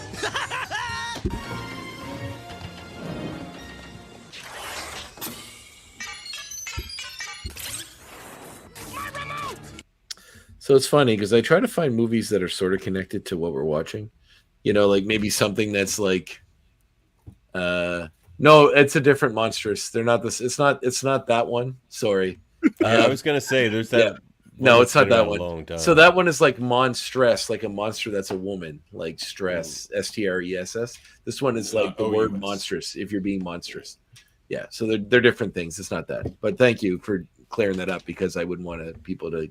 I mean, that one's great too. Go read that one as well. But this is if you're missed, you're still gonna hit gold. So yeah, exactly. You're 100% right. So the movie I saw recently that I think is really fun. I think people might enjoy and should go check out. I did mention The Fall Guy earlier, which I did like, but it's Abigail. It's a horror movie that's in the theater right now. It's by the same people that made Ready or Not and one of the newer Scream movies, Radio Silence. But it's very cool. It's a neat little story, and I feel like the trailers have ruined more of it than it should have. But even knowing what the twist is, it's still very good and very fun. They give the twist away in the trailer. Yeah, because it's kind of a big part of the. If you want to set up the fact that it's kind of a horror movie, you kind of gotta say, and the twist happens in the first 20, 30 minutes. So the folks who haven't seen the trailer, take Andre's recommendation. Go cold. Yeah, I don't want to. I almost gave it away myself, but no, just go watch it. It's a fun horror movie with a really fun way to do it. And if you liked Ready or Not, which I really liked, you'll like this one. All right. Well, let's get out of here, fellas. It's been a long one. I don't get to recommend now. Is for you to contact. No, only Andre does movies typically, but you got one. Go for it. Throw it out there. I'm not going to do a movie. I'm going to talk about a TV show that people can watch on the same network as X-Men 97, so you can pair it up with your wine. Make it the homework segment. Yeah. It's called Go Go Loser Ranger. It is an anime. It's on Disney Plus? It's on Disney Plus. What a great title. And it has a different title in Japanese, obviously. And just imagine the Power Rangers ended up killing, the Ritas and the Goldars, and all the putties are left over. And they make a deal with the putties saying, hey, that's great. We'll have a truce, but we get to beat you up every week in front of a public to show how, humanity is safe. And after 10 years, those putties will get kind of pissed off and tired of the situation. And one in particular decides to infiltrate and try to take down these devious Rangers. And that's kind of a loose premise of what Go Go Loser Rangers is. Great idea.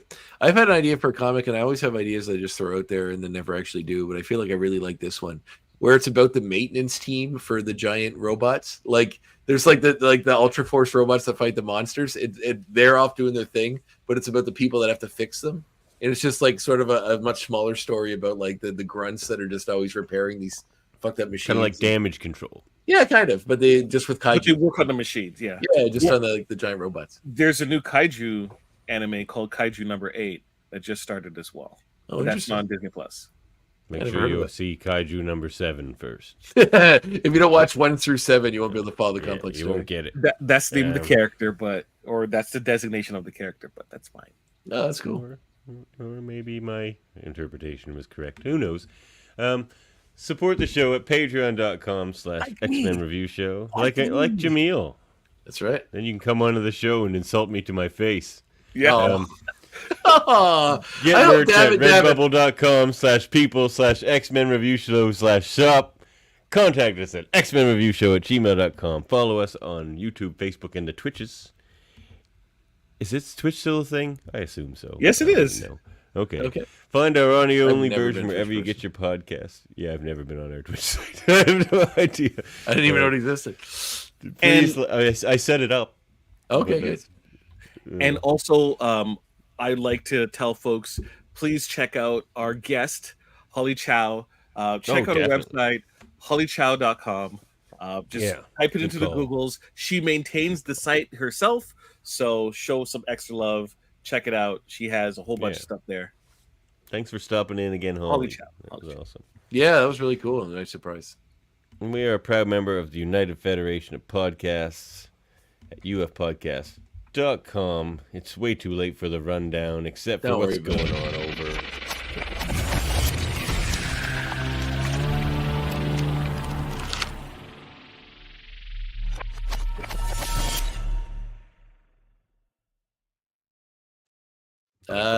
Histories podcast. I like that voice. We have the episode with Jim Kelly Fiore, which just dropped. Stickers.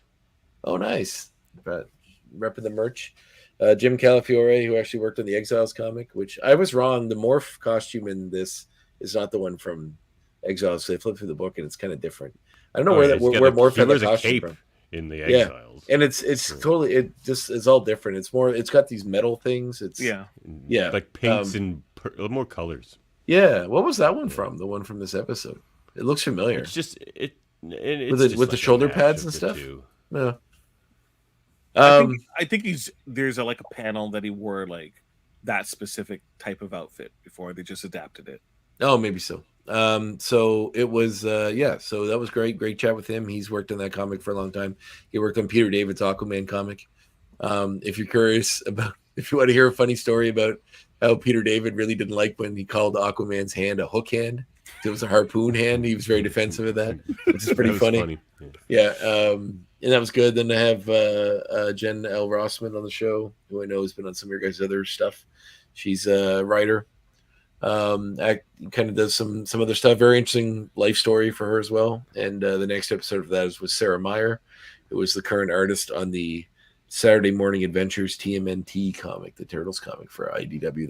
That keeps the Turtles in the continuity from the original cartoon from the 80s. Oh, very cool. Very cool. She's they're a very cool person that does some great work. So awesome. All right. Well, let's get out of here. Davin, are we all still friends? Ask me tomorrow. Oh, wow. I'll be hyped from the new episode, so probably. Yeah, it's like, fuck you guys. I saw the new episode. He's just shadow boxing in the basement. He's just getting all hyped up. All right. You see an episode pop up on Thursday. It's just like me, Ryan, and Daniel. Yeah. All right. Catch you next time, everybody. Yeah. Next time. Oh, yeah. Thanks, Jaemeel. Thanks, Jaemeel. See you again soon.